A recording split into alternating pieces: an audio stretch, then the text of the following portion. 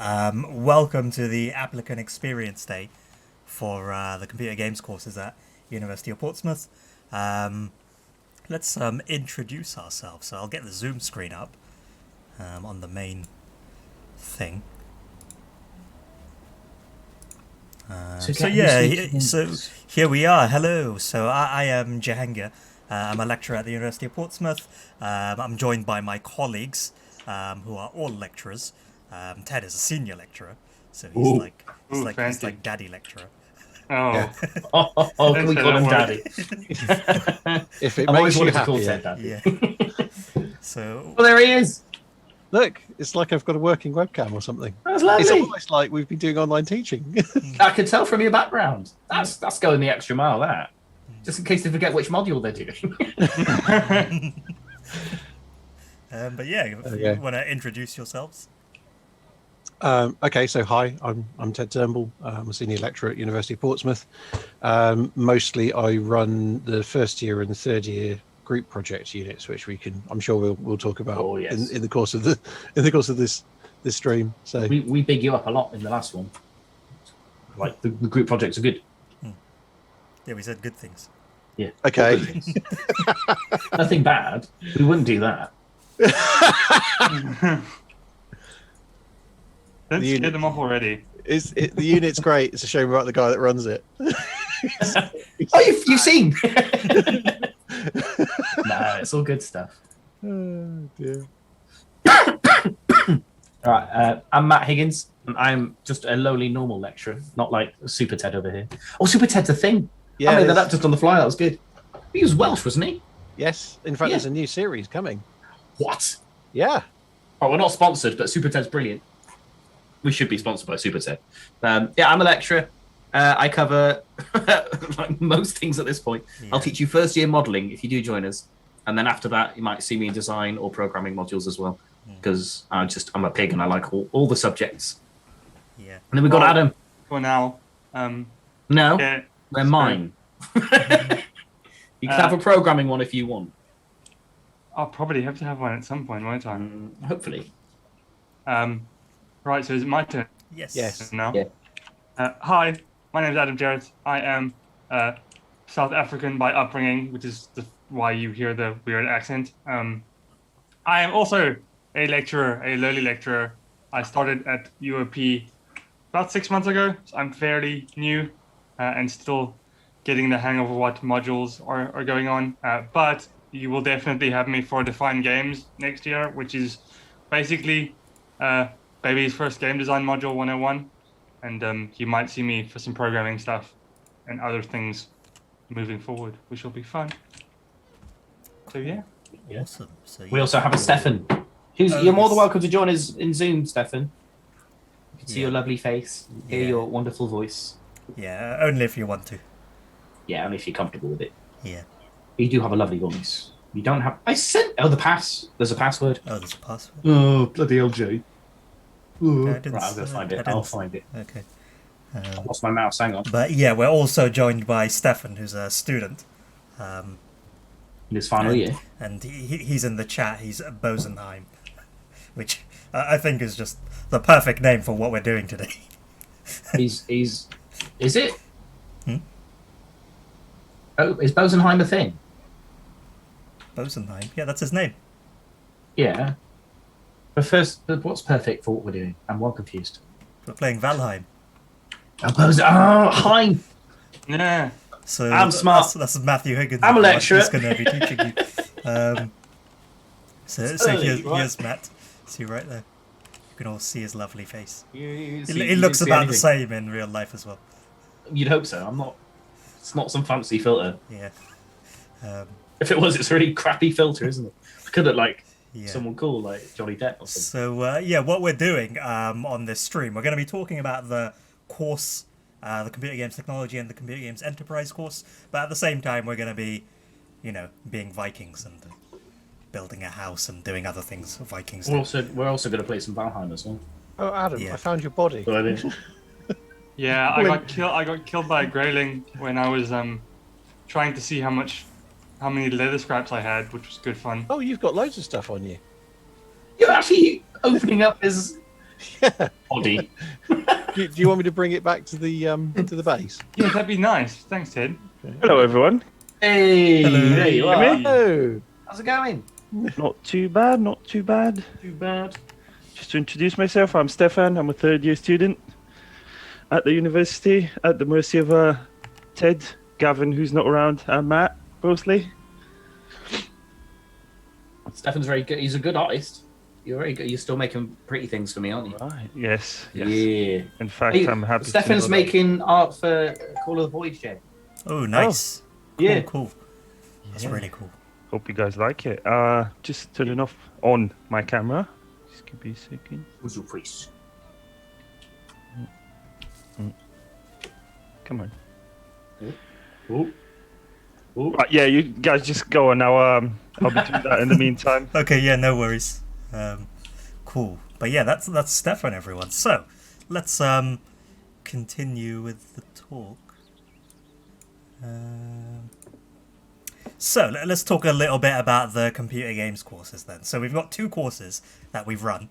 So we've got computer games technology and its sister course, computer games enterprise. So on computer games technology, we've got across the 3 years over 270 students, and on computer games enterprise across the 3 years we've got over 40 students. And both courses, computer games technology started first, so it's been going on for I think 17 years now. something in that region, yeah. Yeah, and then computer games enterprise is just 1 year less, so 16 years. Yeah, so the course has been both courses have been around for a long time. Yeah, It's getting to the point where it's going to be older than the people doing the course. yeah, Which that's Yeah. when you know that's a course. When you're properly ancient, yeah. yeah. It's not reached that point yet, but yeah, it's slowly getting. I don't know how long it's been going now. I'm trying to think when it will start. It's getting there. Definitely getting there at least. But I just said 17 years. Yeah. 17 years ago. Are you So- sure it's 17 years? Yes. Yeah, 2004, wasn't it? Yeah, that's what I was thinking. yeah, and that is 17 Yeah, years. 17 years. Quick, then, quick yeah. maths. I teach Wee. maths in second Yeah. year. So, Jay's on it. yeah, so yeah. So computer games technology is all about developing the skills. Oh, you want some? I leveled up my punching. Leveled up my knives. So There we go. So yes. So computer games no. technology is all about developing the skills needed to work in the games industry. Yeah, and computer games enterprise is pretty much the same thing, but with some entrepreneurial business-related units and modules as well.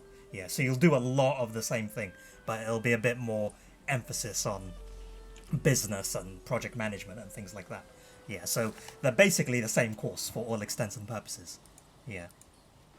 So both courses are Tiger accredited, and I always forget what Tiger stands for. It's something Something game association. Independent Games Association, isn't it? So it's Or a basically the UK body that decides that knows what's needed, what sort of skills are needed for the games industry, and they've accredited our course, saying our course is going to give you the skills needed to work in the games industry. Yeah. We're one of the first. And one of in the first to actual, get yeah, we accredited. were one of the I first. think we were the first one. The first, in fact, yes. Yeah. So And interestingly, so Tiger run, amongst other things, like a yearly awards thing for excellence in the games industry. Mostly, it's aimed at companies because Tiger is about industrial. Yeah, practice. it's our industry body. Isn't it? But they do have a category for educational institutes, and we have always been shortlisted, as far as I remember. Well, we won the. And we've won it. I think we won the. Did we win the first one as well? I think we won the first one, Yeah. and we've won. And it then since then, because we can't win every year. Yeah, 'cause that would be unfair on all the other- embarrassing. Yeah, so obviously, runners up each year. And I think our turn's coming up again soon. I suspect, yes. That'd be.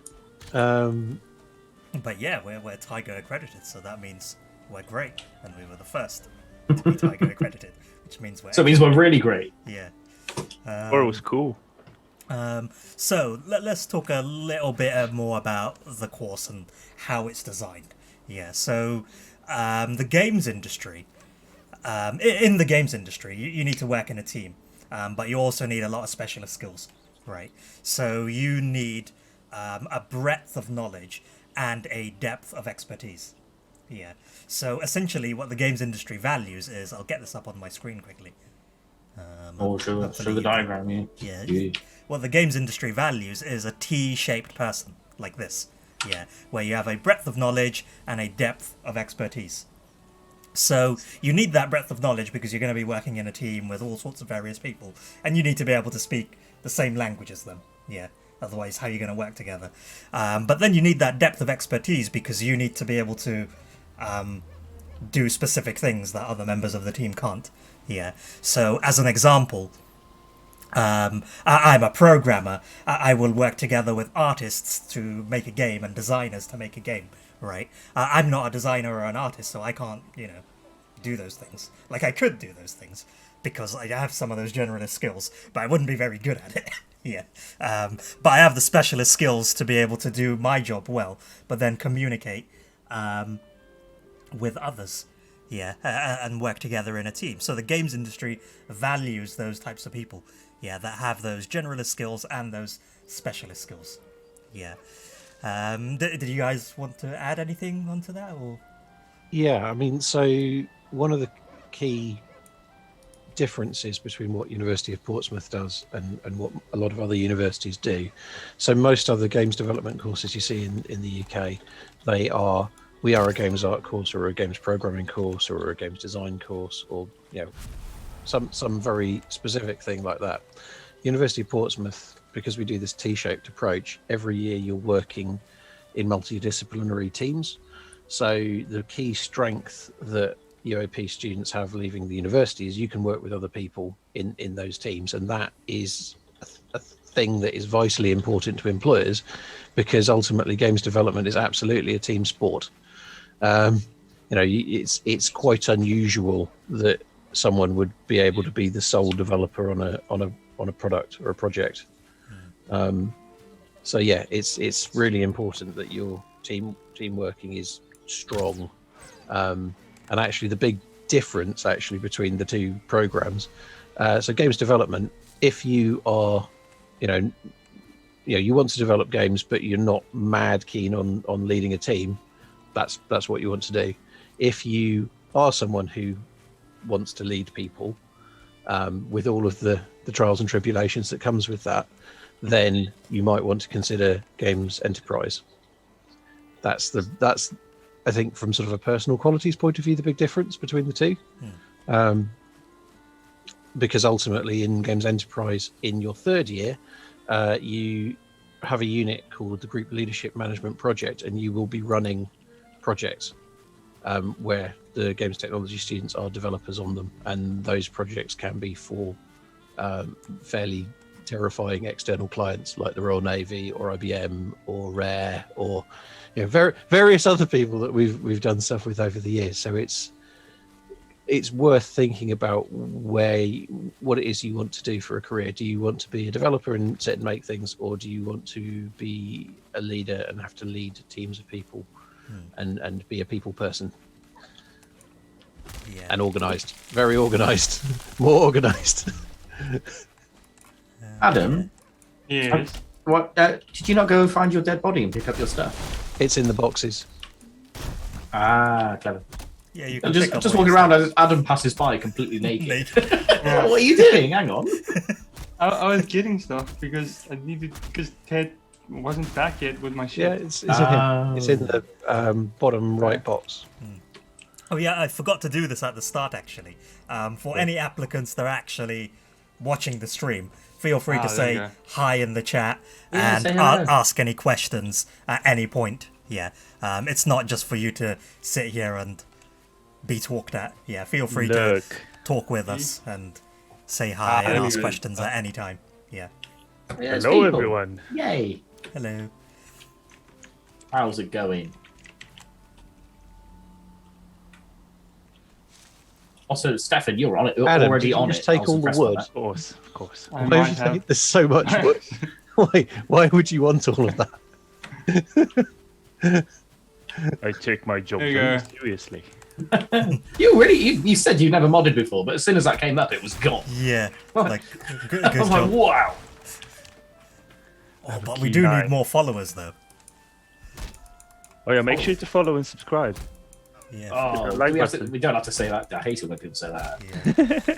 Don't forget to subscribe. You have to shill, man. That's. There was one I watched the other day on YouTube. It was like, oh, don't forget to subscribe. It's a no-brainer. Like, it doesn't, it doesn't cost you anything, but it does, because then I'll have a regular update of this video that I don't care about. Like, you don't subscribe to everything you watch. Exactly, just the nice things, like this stream. Yes, true. Yes, Don't forget that's to why you should like, comment, and subscribe on this stream. This Obviously. was an unpaid promotion. Oh no, it's Gavin. Oh god. Oh no. Hi, Gavin. Hello, Gavin. Oh, Gavin. So We- I usually Love call you. them park rangers because anytime you start deforesting the area, they just come out of nowhere.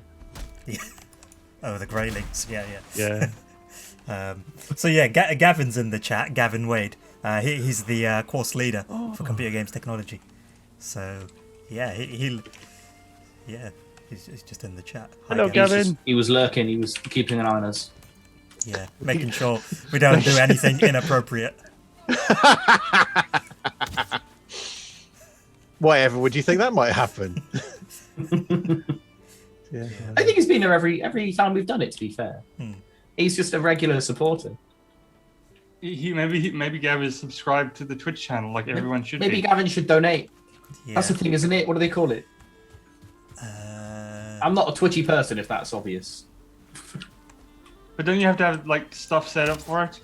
I think YouTube is a lot easier when it comes to donations and shit. Because you No just have, idea. like super chats. Adam, have you literally just emptied all the food out of the boxes? Did you Your just prize is our take company. all? He Maybe. ate everything. He's very I will come back gluttonous. and put it back. Oh, just take all the things. It'll be fine. Oh, I see. Is that a 2-star deer? We're pressing take all. Is just That's a 1-star Heaven. deer. Oh, I Deer. missed. Yeah, we gotta kill that deer. I still need to get clothes again. Oh man, It's really uncomfortable. It would have been in the chest. this deer's like Neo from the Matrix. He's dodging all the shots. Oh yeah, that's some really good AI programming there. The strafing on those enemies is Yeah. fantastic. This deer AI is amazing. If you come study at computer games, you'll be able to make good AI like that. Yeah, and Jay will teach it to you. Yeah, Won't you, Jay? yeah, You yeah. would. Okay, this deer. Oh, I think it's. Nah, I can't get it. Oh, see, Gavin's already missing Sea of Thieves. Look at that. Well, the thing is, it'll come back to its original sort of home location eventually. Yeah. Yeah. So it'll, Oh, you mean the deer? yeah, the deer. I think it meant us. Well, that as well. Our home location being Sea of Thieves. Yeah, like must never leave. Oh, there's more deer. Oh, you passed that point, but there's a tip that Greylings are actually afraid of fire. Yeah, Yeah, So yeah. if you do a torch, I don't want to scare them away. I want to murder them. Yeah. Yeah, that's why I like Resin. torches. I feel like torches are a bit irrelevant. But Because- it's also useful for lighting things up, isn't it? That's true. Oh, that Oh, come on. zigzag. Okay, yeah. So as you can see, we all suck at this game because we can't kill some deer. Speak for yourself, buddy. But yeah, let's continue talking a little bit about the course then. So like I said earlier, at any time, feel free to ask questions in the chat, and we'll be happy to answer. So we got 2 courses, and they're both 3-year degrees. Yeah, with an optional placement year. Every year is made up of 120 credits, so you'll do 360 credits in total, which probably doesn't mean much, but essentially you'll do some subjects every year, and each subject is made up of a certain number of credits. Yeah. So basically, don't worry about the credit system for now. Yeah, it's just some details. Normally, each subject is around 20 credits, and some of the bigger subjects are worth 40 credits. Yeah. So there's a question: is there a lot of coding on the course? So yeah, If you want there to be. yeah.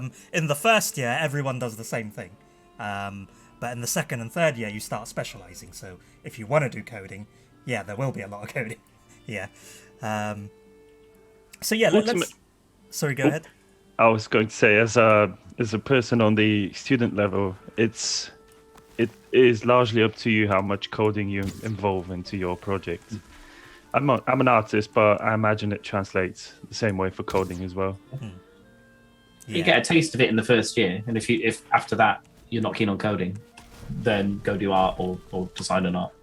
Yeah. So that's But kind if of you love coding, then there'll be all the coding, as much as your heart desires. Yeah, so that's kind of potentially the struggle for some first year students, is because we do a sort of generalist first year. Some students potentially struggle with coding, so it is just important to know that like there will be coding on the course at the very least at a fairly fairly fundamental level. Yeah. But at the same time, Toga's not that hard, right, Jay? It's not that hard. Yeah. Not that hard. It's We're all programmers, so it's difficult to. Yeah. Ted's an arty man. Yeah, I'm an animator by training. Stefan's so- an arty man. Yeah, oh so yeah, I'm an arty man. He's a very good arty man. the short of it is the amount of coding in the first year is 1 unit. Yeah, And That is well, fair. in addition to that, on T-Demo, so the group unit, in some of the formative exercises, you will be asked to implement some things, but generally you'll be linked to a tutorial that, failing everything else, follow the tutorial and you will be fine. It's mostly to try and get everyone up to at least a minimum level of understanding, not least so that you can actually understand what other disciplines are telling you. So programmers can understand what the artists are telling them because they've done some art. Artists can understand what the programmers are telling them because they've done some programming, and so on and so forth. So, and for designers, it's important you understand both, so that you're not asking for stuff that definitely. is incredibly hard to implement, like doors. And also, it's really important for designers to have a good understanding of programming, because when you're writing design documents, they should be sufficiently detailed so your programmers know what's going on. But also, like, designing isn't Like just doors. that. Like, designers do work in engine often as well. Like, they'll Yes. be implementing the designs. Like, they'll be given all the pieces, but then they have to like put it together, right? Yeah, so usually Yeah. they'll tell a programmer, I need this functionality, and then the programmer does it, and then the designer kind of puts it together. Yeah, the gameplay designer. Actually, puts it in the actual thing Yeah, itself, right? yeah. So, Beetroot Salad asks, with the large amount of students, what's the relationship between lecturer and student individually? Like, and how much one-to-one opportunities are there? Question. That's a good question. Well, I mean, so for example, the way I tend to work with students, obviously the last year has been really weird with COVID, so that's been odd. Generally, my approach at least is that there are bookable appointments, and generally most people, if there are appointments available the next day, can see me the next day if they want to come and talk to me about stuff. Yeah. I think we're all pretty approachable. So when we are back to doing face-to-face lectures again, most of us tend, unless we've got something else immediately on after the session, we tend to hang around and talk if people want to talk. We, ultimately, pretty much every lecturer on the course is a developer, and therefore we are very interested in talking with other people who wish to be developers. Fellow nerds, unite. Also, another thing is, they admit it quite often during the lectures and the introductions to the units, but lecturers do tend to stand in the Discord, stay in the Discord after lectures, like after work time as well. So you'll be pretty. Don't tell Gavin that. I think we're meant to. I was like, what? On midnight responses. on Please 3DS don't Max ping us one. at 1 a.m. Please don't ping us at 1 a.m. As in, you can find them there. I'm Yeah, not saying yeah. they're doing work, but you can Yeah, definitely find them there. Yeah. And also, we have the personal tutor system, Yes. which Yes. exists. So you, as a student, you get assigned a personal tutor through all of your years of being at Portsmouth, and they are the first line of defense pretty much when you want someone to talk to, even, or when you're having particular issues. And then we whoever your personal tutor is will try to kind of forward your query or deal with your issue as best they can. And sometimes that can just be a pastoral role where, like, if you just need someone to talk to, we can hop in a Discord chat or in a Zoom and chat to you for a while. I had one of those meetings in the week where I just sat and basically napped it on with a student because she wanted some like clarity on where she was going with some of her future stuff. So that was cool, and that relationship can be as kind of involved as you want it to be if you're one of those kinds of students, which is cool.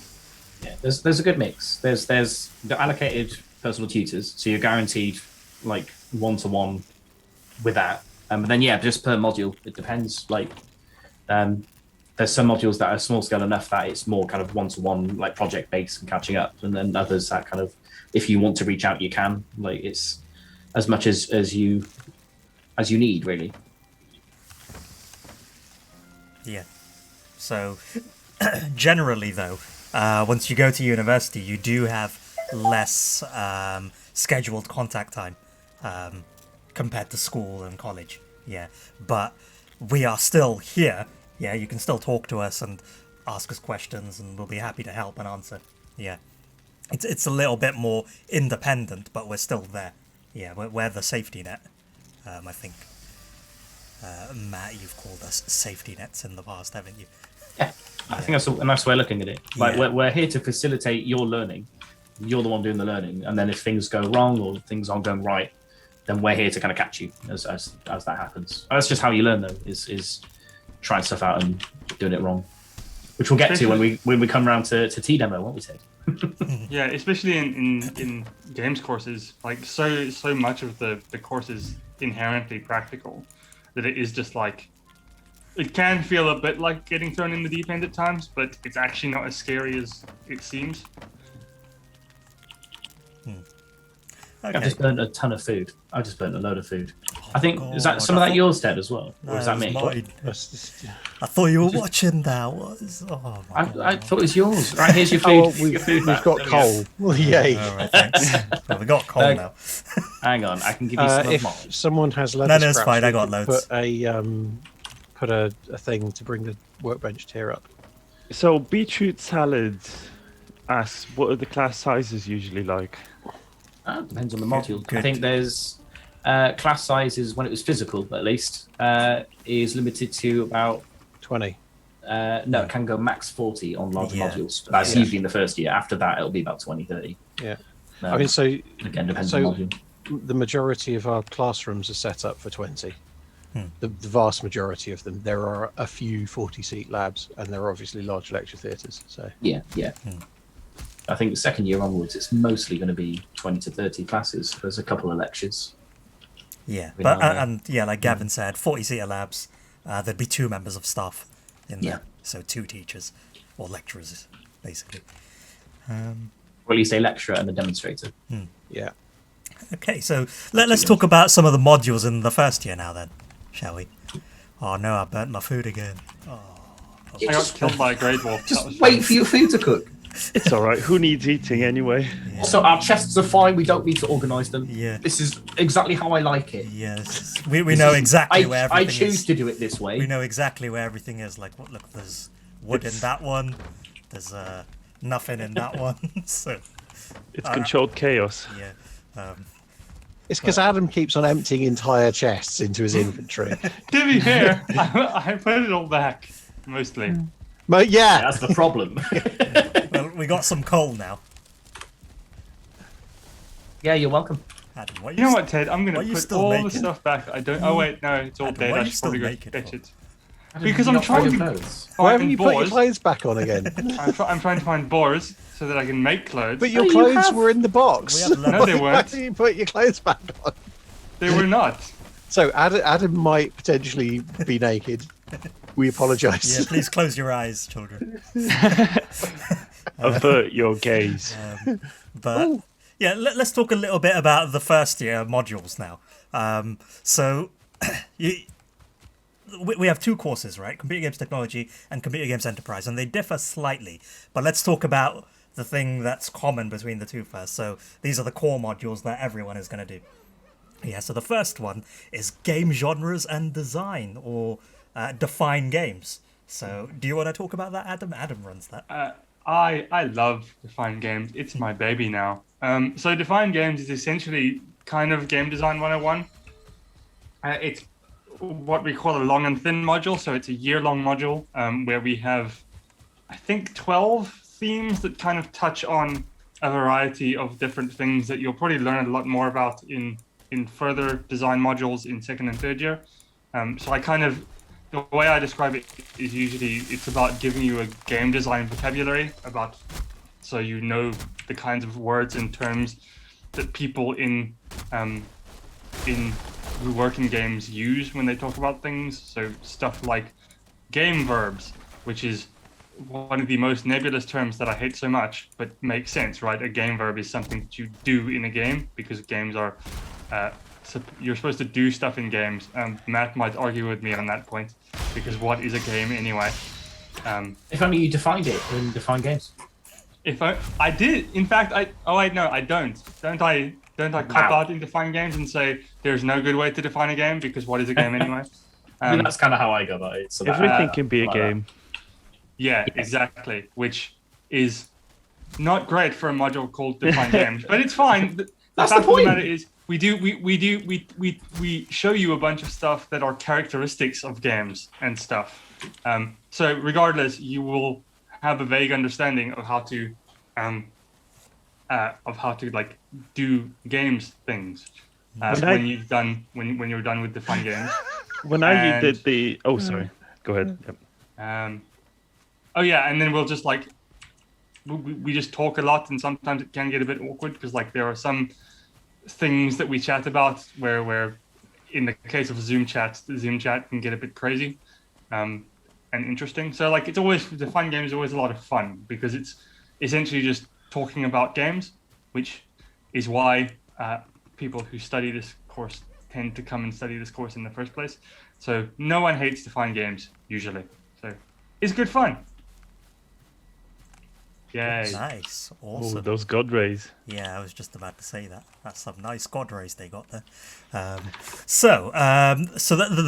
Thanks, Adam. So the next module is Toga, or C++ programming, which is the one I run. So C++ programming in the first year is all about bringing everyone up to the same standard, right? So we're going to assume no prior knowledge of programming. So don't worry if you're not a programmer, yeah, and you've not done any programming in the past. We're going to assume no prior knowledge, and you're just going to, learn about C++. And you might be thinking, oh, I'm not a programmer.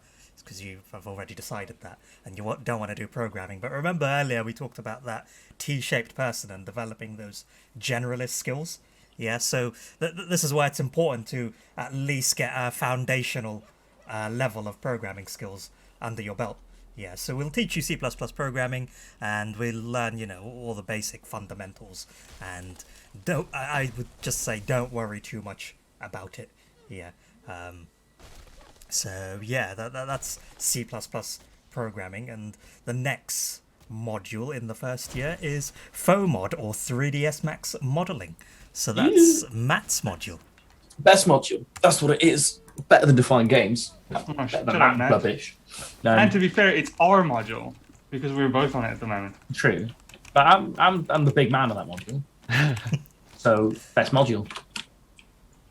Yeah. Yeah. We teach you 3D modeling using 3ds Max specifically, just to give you a kind of a basic understanding of how to make at least hard surface 3D models. Again, we presume no prior knowledge. We will get you from really rubbish 3D modeler to at least maybe okay 3D modeler. But ideally, for those of you interested in art, we'll get you to the point where you're confident with the software and can make cool stuff. I've got a cat in the background. Hello. In fact, yeah. So weirdly enough, we were looking at Stefan's work that he did from the first year the other night, weren't we, Stefan? Yep.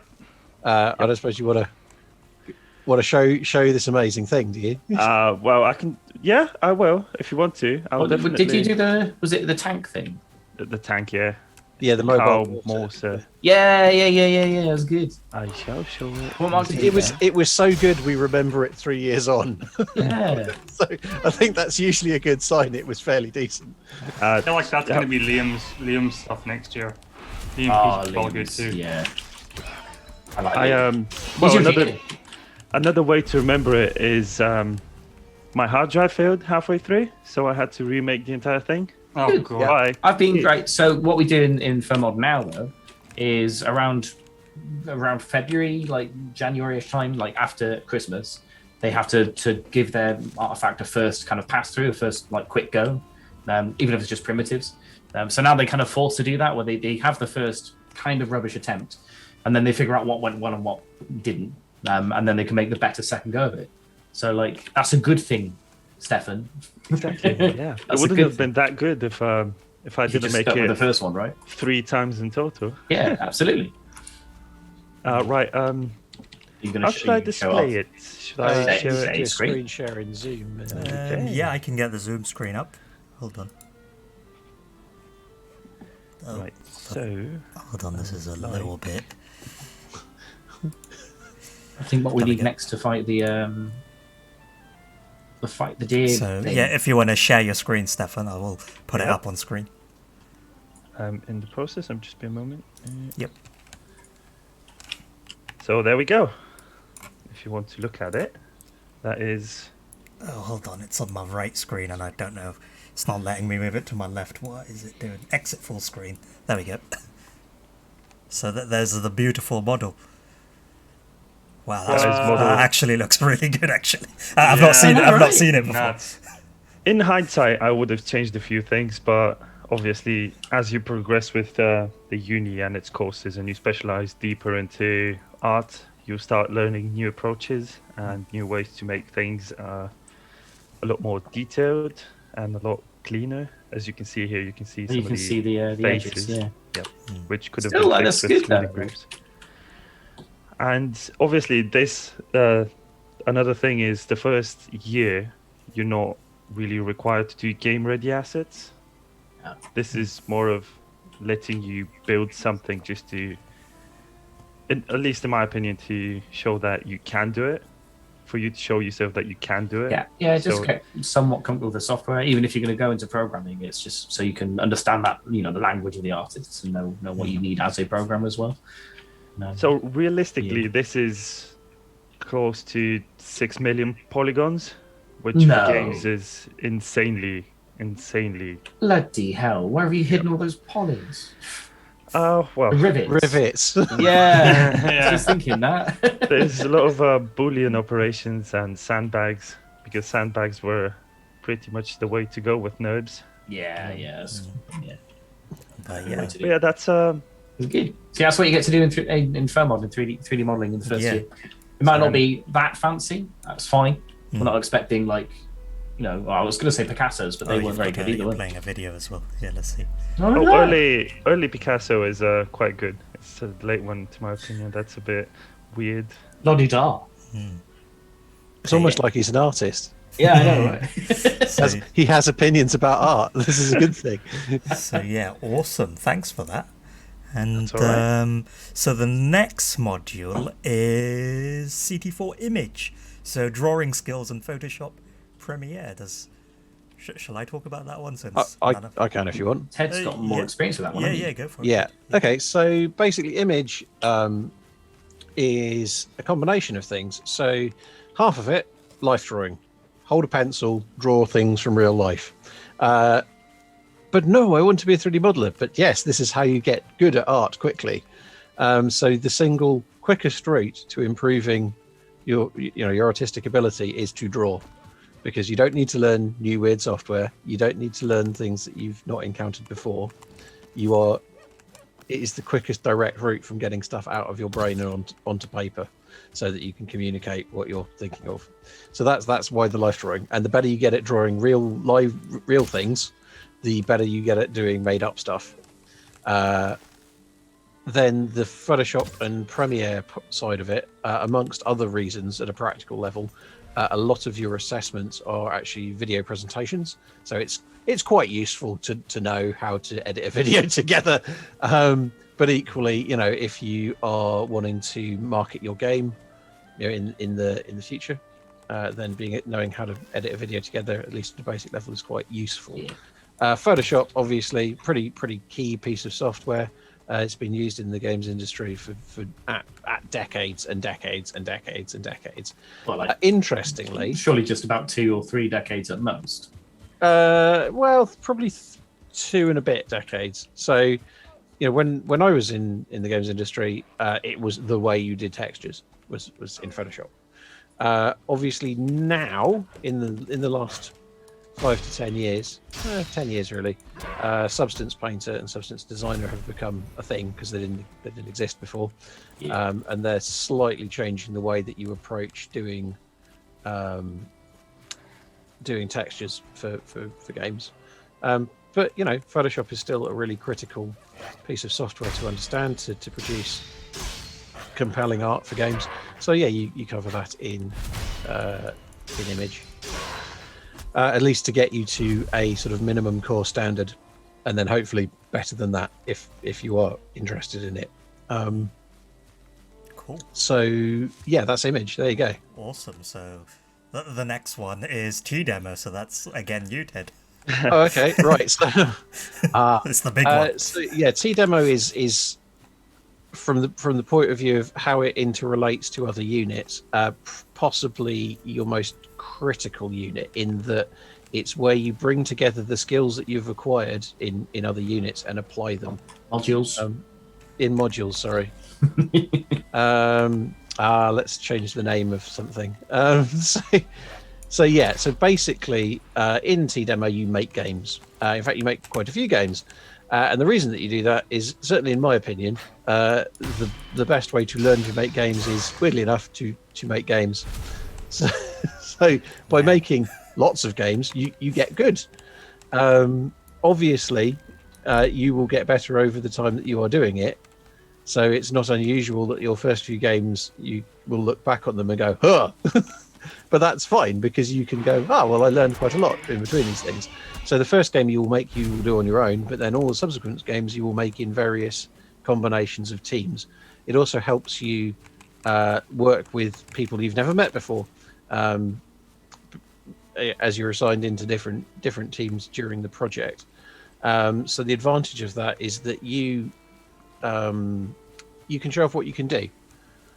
Ultimately, for the vast majority of people joining the course, it's probably the first time you've lived away from home for any length of time. It's probably the first time you're in an environment where you don't know anyone really at all. So it's a very, very good way for you to sort of ice break with your peers, because ultimately one would hope, are all also game development nerds and would like to make games.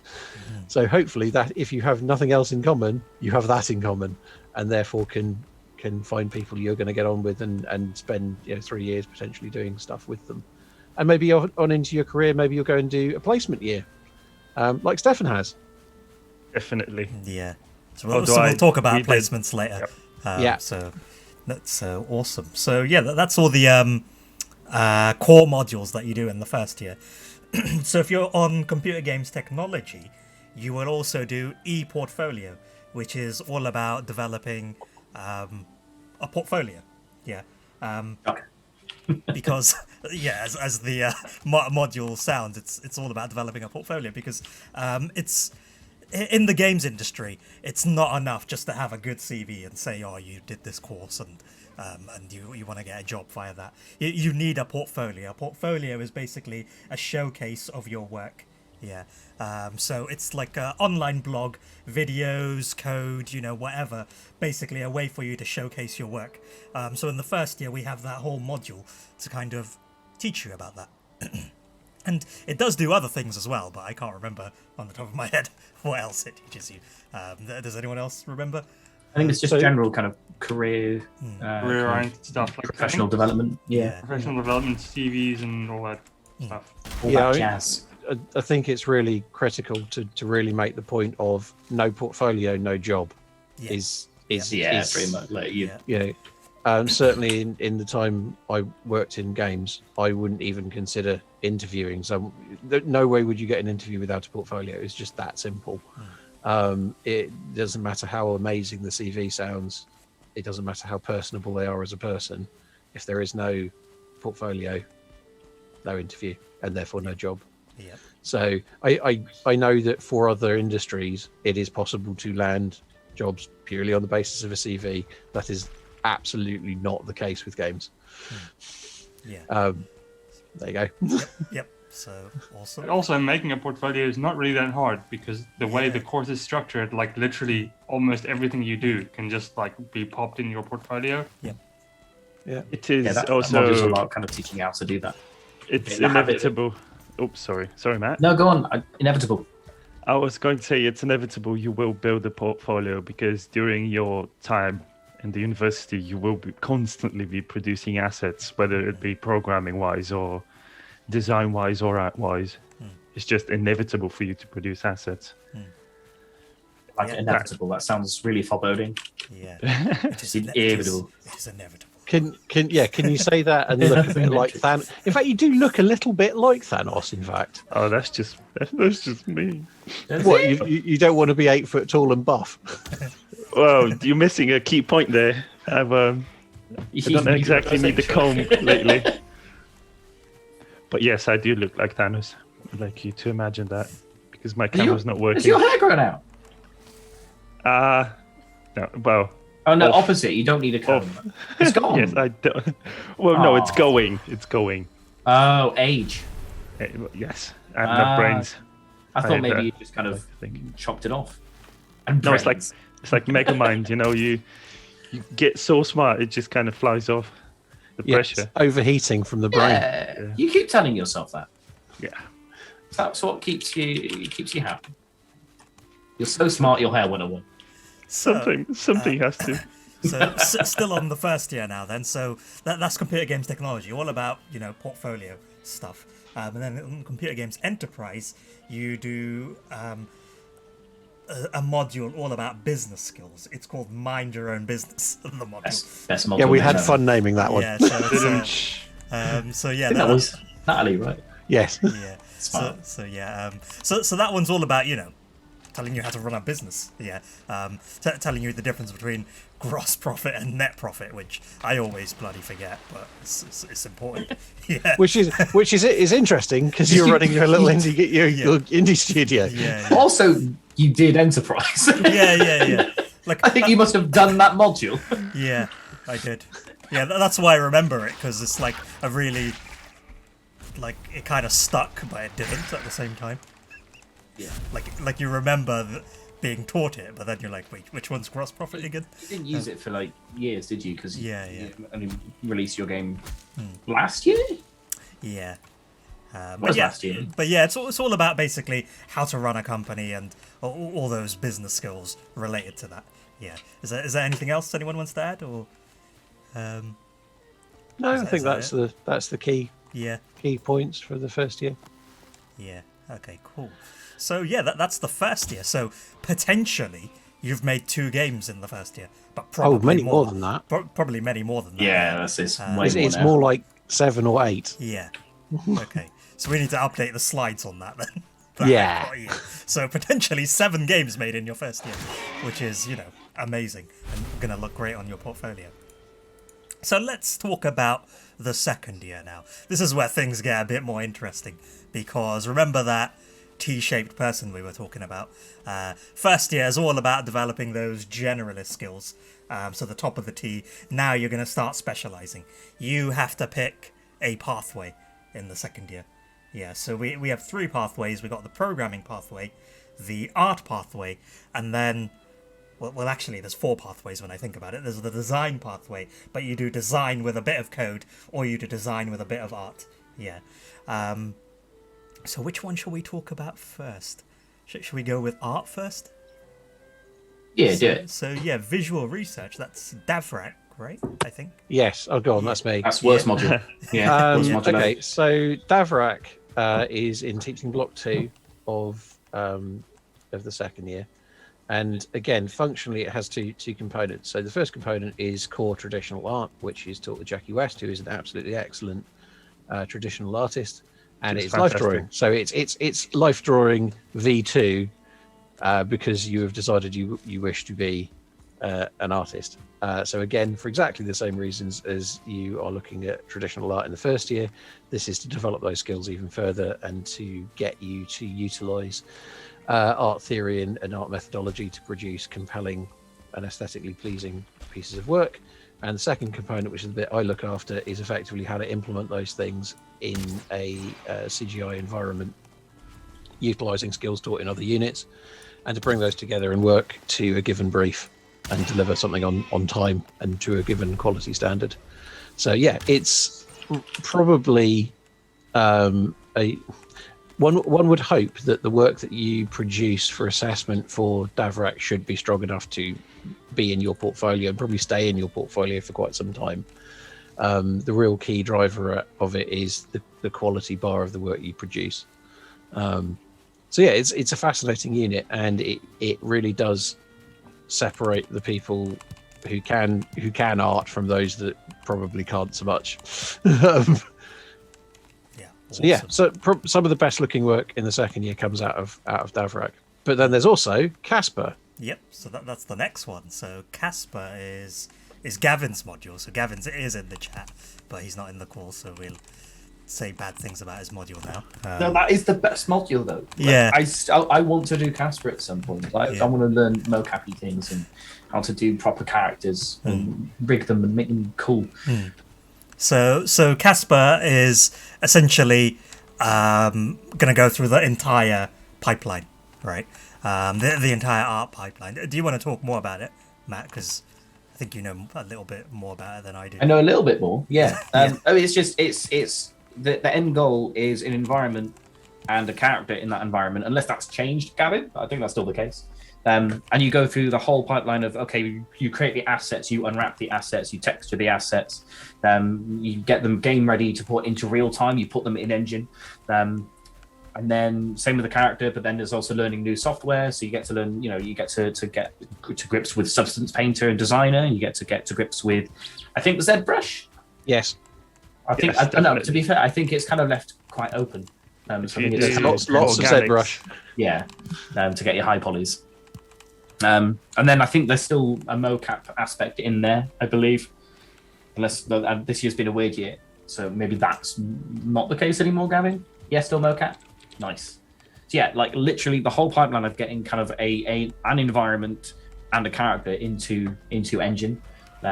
It's a fantastic module because it's just like a whole crash course essentially, but it's not because it's a whole course.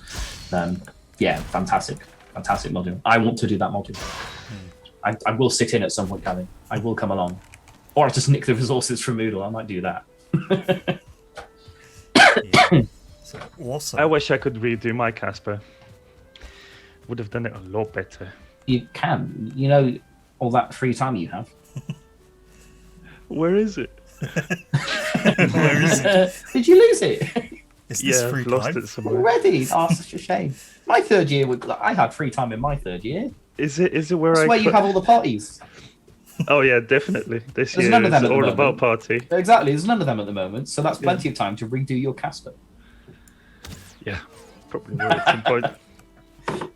Right, who's got leather scraps? I've got a few. I'm on my way back to base. I've got now. 3 leather scraps if you would like them, because Yeah, I've got can my leathery armor now. Can Four you leather let them- scraps because Matt was nice enough to give me clothes.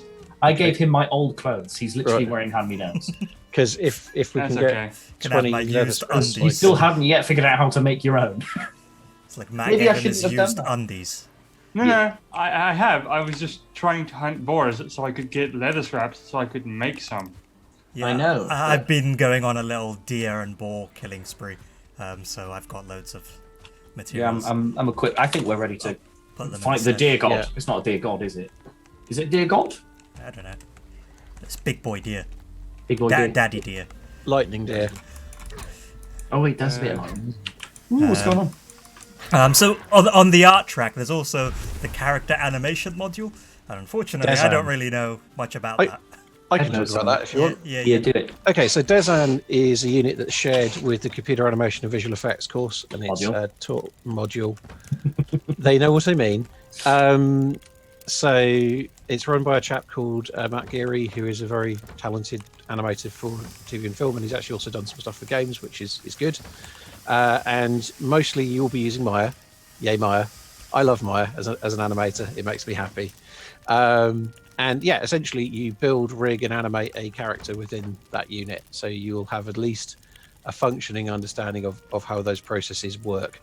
which is useful to you if you want to become a 3D character artist, for example, or you want to set things up for applying motion capture data to them, because you need to know how to rig and skin in order to do those things, really, to do them well anyway.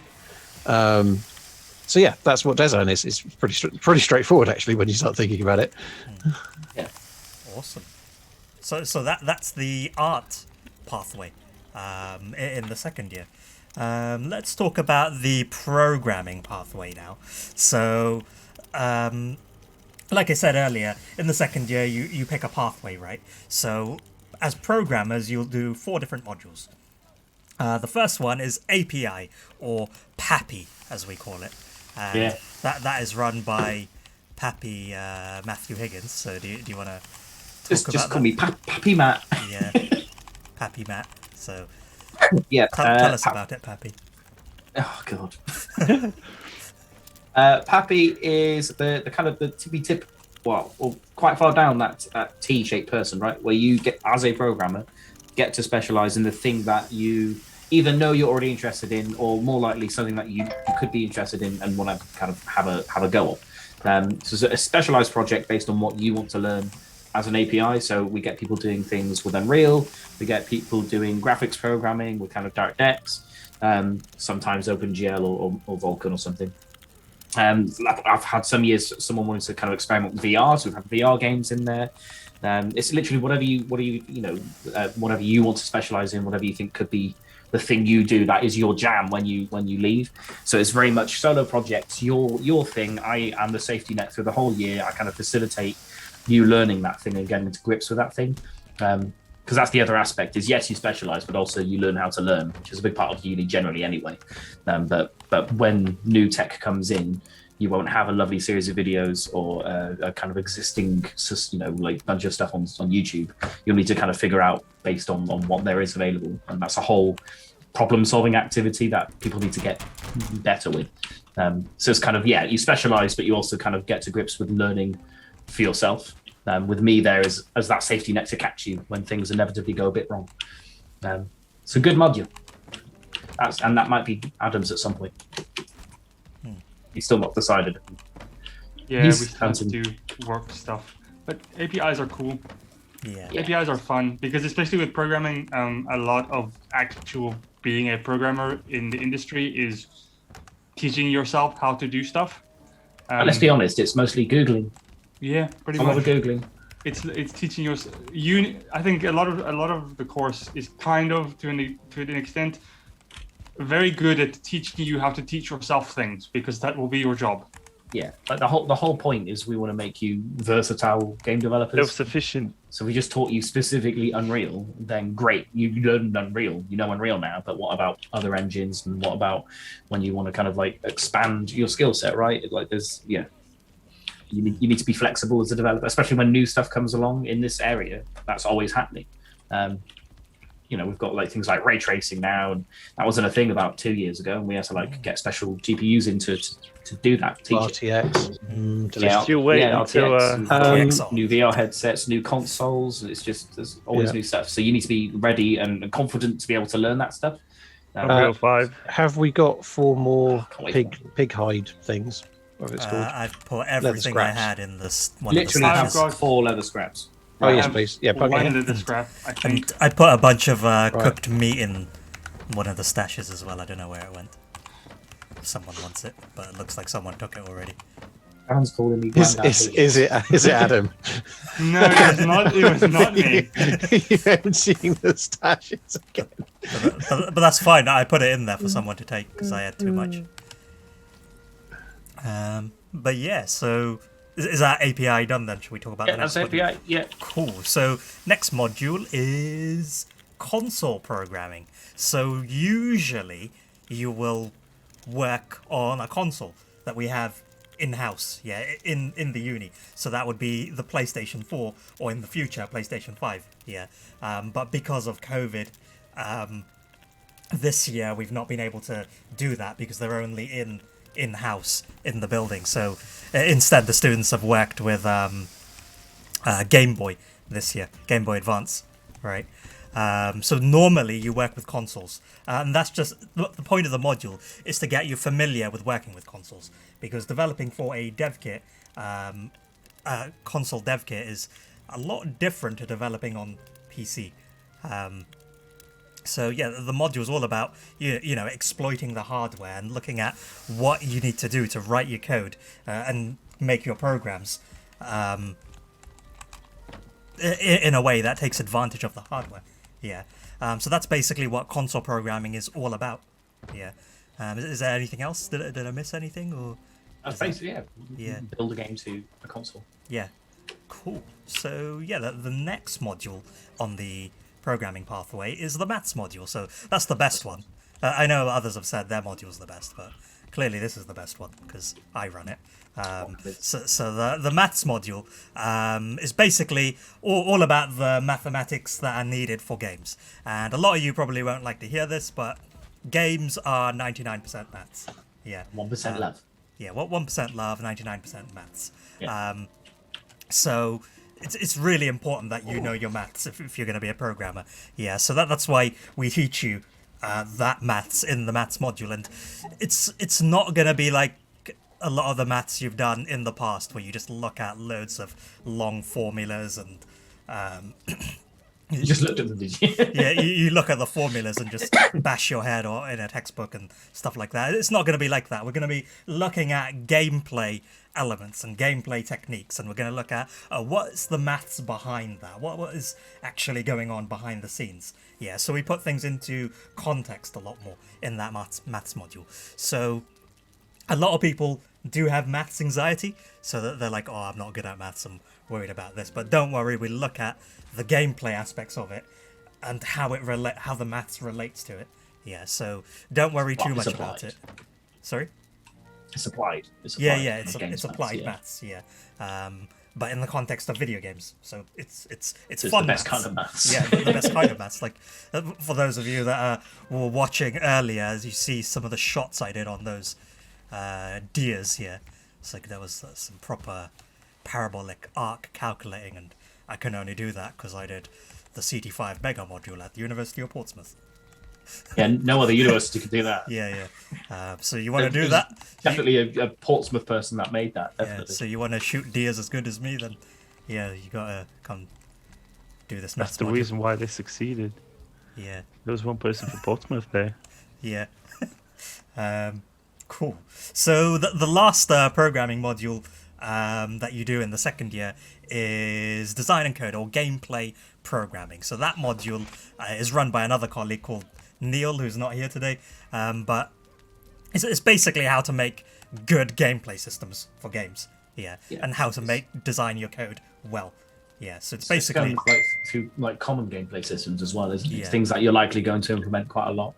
So like the kind of I think you get to do like inventory systems and certain mechanics and like shooting or like melee systems. Yeah. So things you'll typically need to implement from Very many often. days. Yeah. But he also looks. I think he's also does like, is it juice? Just like how to make them feel good, how to make them like feel juicy and like, or crunchy sometimes we call it.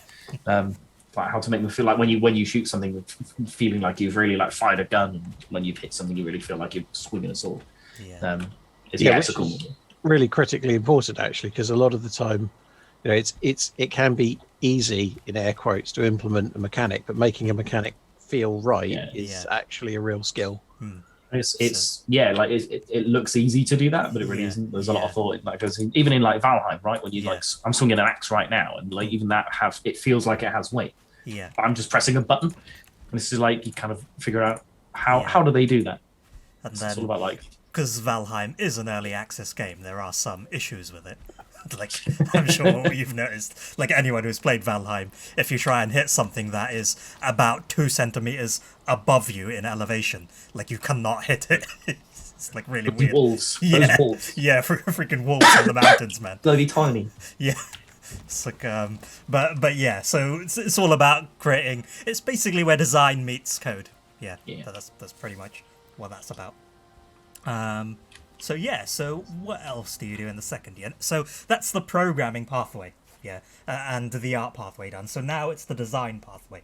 And like we said earlier, the design pathway is made up of 2 modules, and then you'd either pick some programming modules with it or an art module with it as well. Do Casper. Yeah. So should we talk about design games first? Oh. No?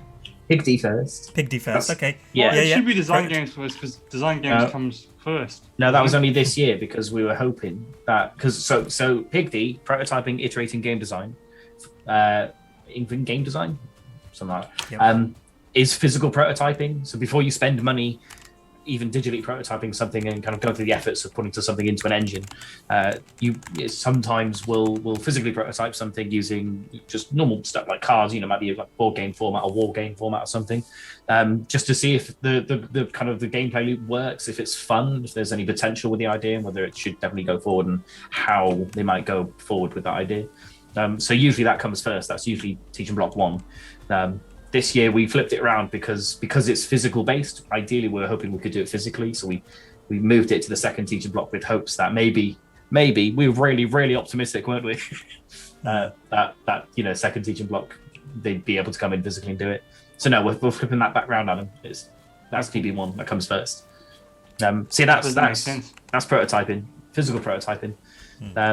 Is there anything I've missed about that? You go through kind of like game design theories and perspectives. You learn about game design, ways of thinking about how you make games, ways of understanding players, to then inform your physical prototypes in group, and that's group based. And you make 2 games. Is it still 2 games, Adam, or is it 1 now? I think it's 1, or at least it's definitely 1 this year. I think It was it's 1 this still- year. Usually, I think it's still 2. 1.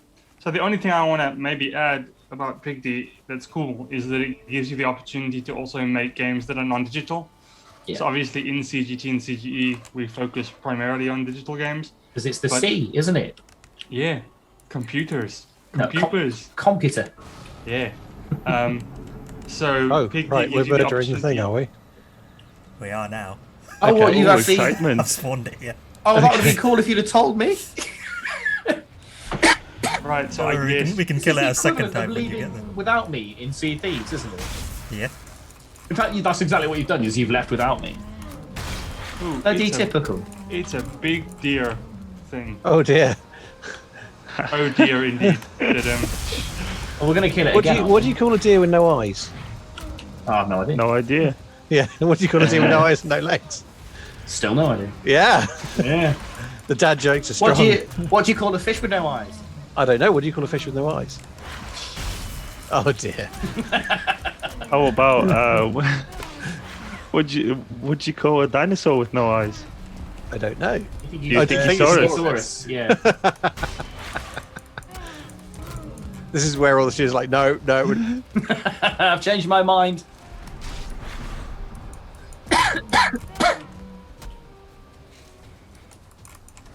Yeah, the first boss isn't too hard, Yeah. It's but pretty kind of easy. second one's The worst one is the third one, isn't it? The bone There was mass. The bone That mass. was Ah, freaking difficult. bugger. Yeah. The last one. Oh no, the last one was quite difficult as well, actually. The Aye, meteors. Oh, it's hard for me to start hang on. getting. Beach is Kershaw, isn't it? That's Dan, right? Prepare for an underwhelming fight. Yeah. Once again, he's trying to spoil things. I am whelmed right now. Whelmed. There we go. I've got a hit on it. Well done. I always try to hype myself up to beat all the bosses, but then I get in the game and start building, and It's just building system. No, I mean it is great, isn't it? Okay, I'm still. There we go. I was there. I helped. I am doing the I was literally running ritual of on my way, people. and Is it bad that my gut reaction there was we have to start taking its parts, like in Monster Hunter? Oh, yeah. We need to start stabbing it now. I got 3 antlers. I think I got most of it. We need 4. I've got the trophy. I've got. No, that's it. Yeah, we need 4 antlers. Again? Yeah. Look, how many deer trophies do we need to spawn it? Just the one. 3. Where did Ted go? Pretty Oh, what sure the actual? I've got 5 on me at the moment. Wasn't Ted with us? You may have had to nip off Ah, okay, yeah. the child. Yeah, Ted is an actual daddy. Dad. So he's Not just he has daddy an lecturer. excuse. So his jokes are justified. Yeah. He's not just daddy lecturer, he's actual daddy as well. But yeah, so what were we talking about? Pig D and design games, right? Be true. You're up for a bad boss. Go. Make sure you've got maces, wasn't it? That was the thing. Yeah, and take some poison resistance potions. Otherwise, you're gonna have a bad time. And yeah, Danny, have you finished Valheim then? Have you?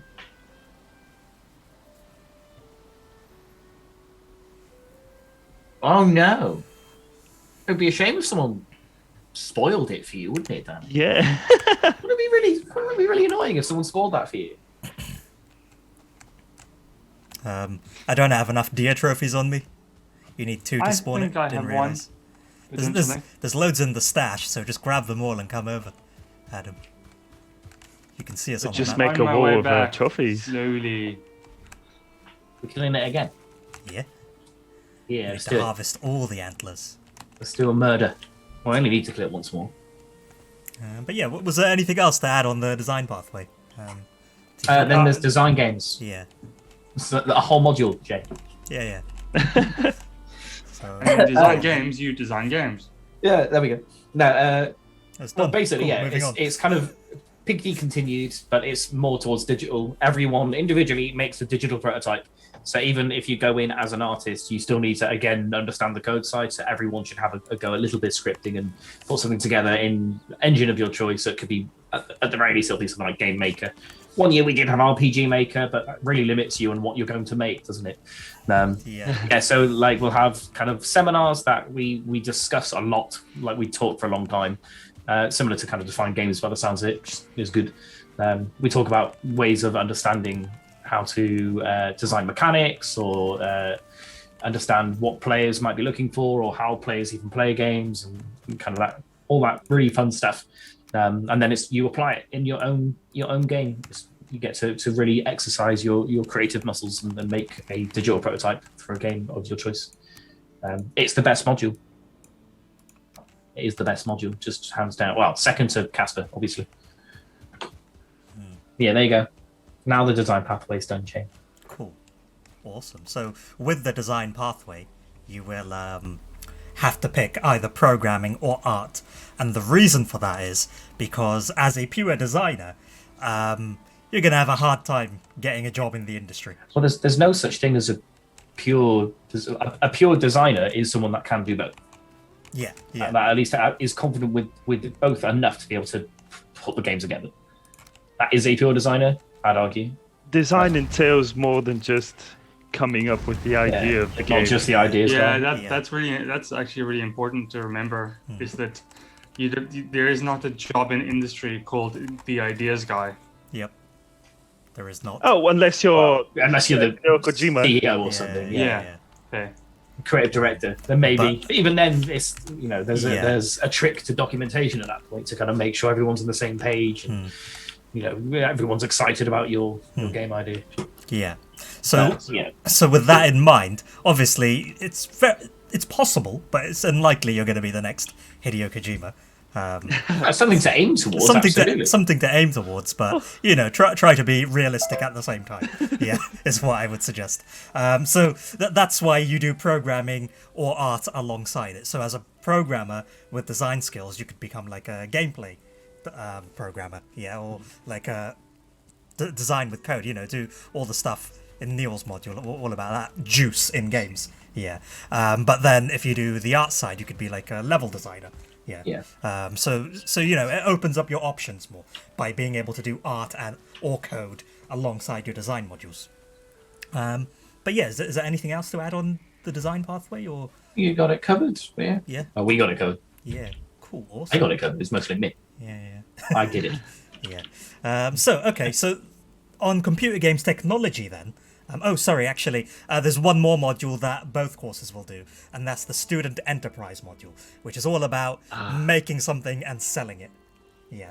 So we recommend, obviously, make a game and try and sell that, but sometimes students find that a bit hard.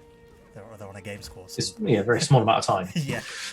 So there's not to enough make time. a game in that time is already a big ask. Like, Yeah. let alone to then polish Sell it. it and market it and sell Market it. and sell it, yeah. So what a lot of students end up doing is they just make something else and sell that. So last year I think we've had we bought some coffee cups from some students, didn't we? The bamboo cups. Yeah.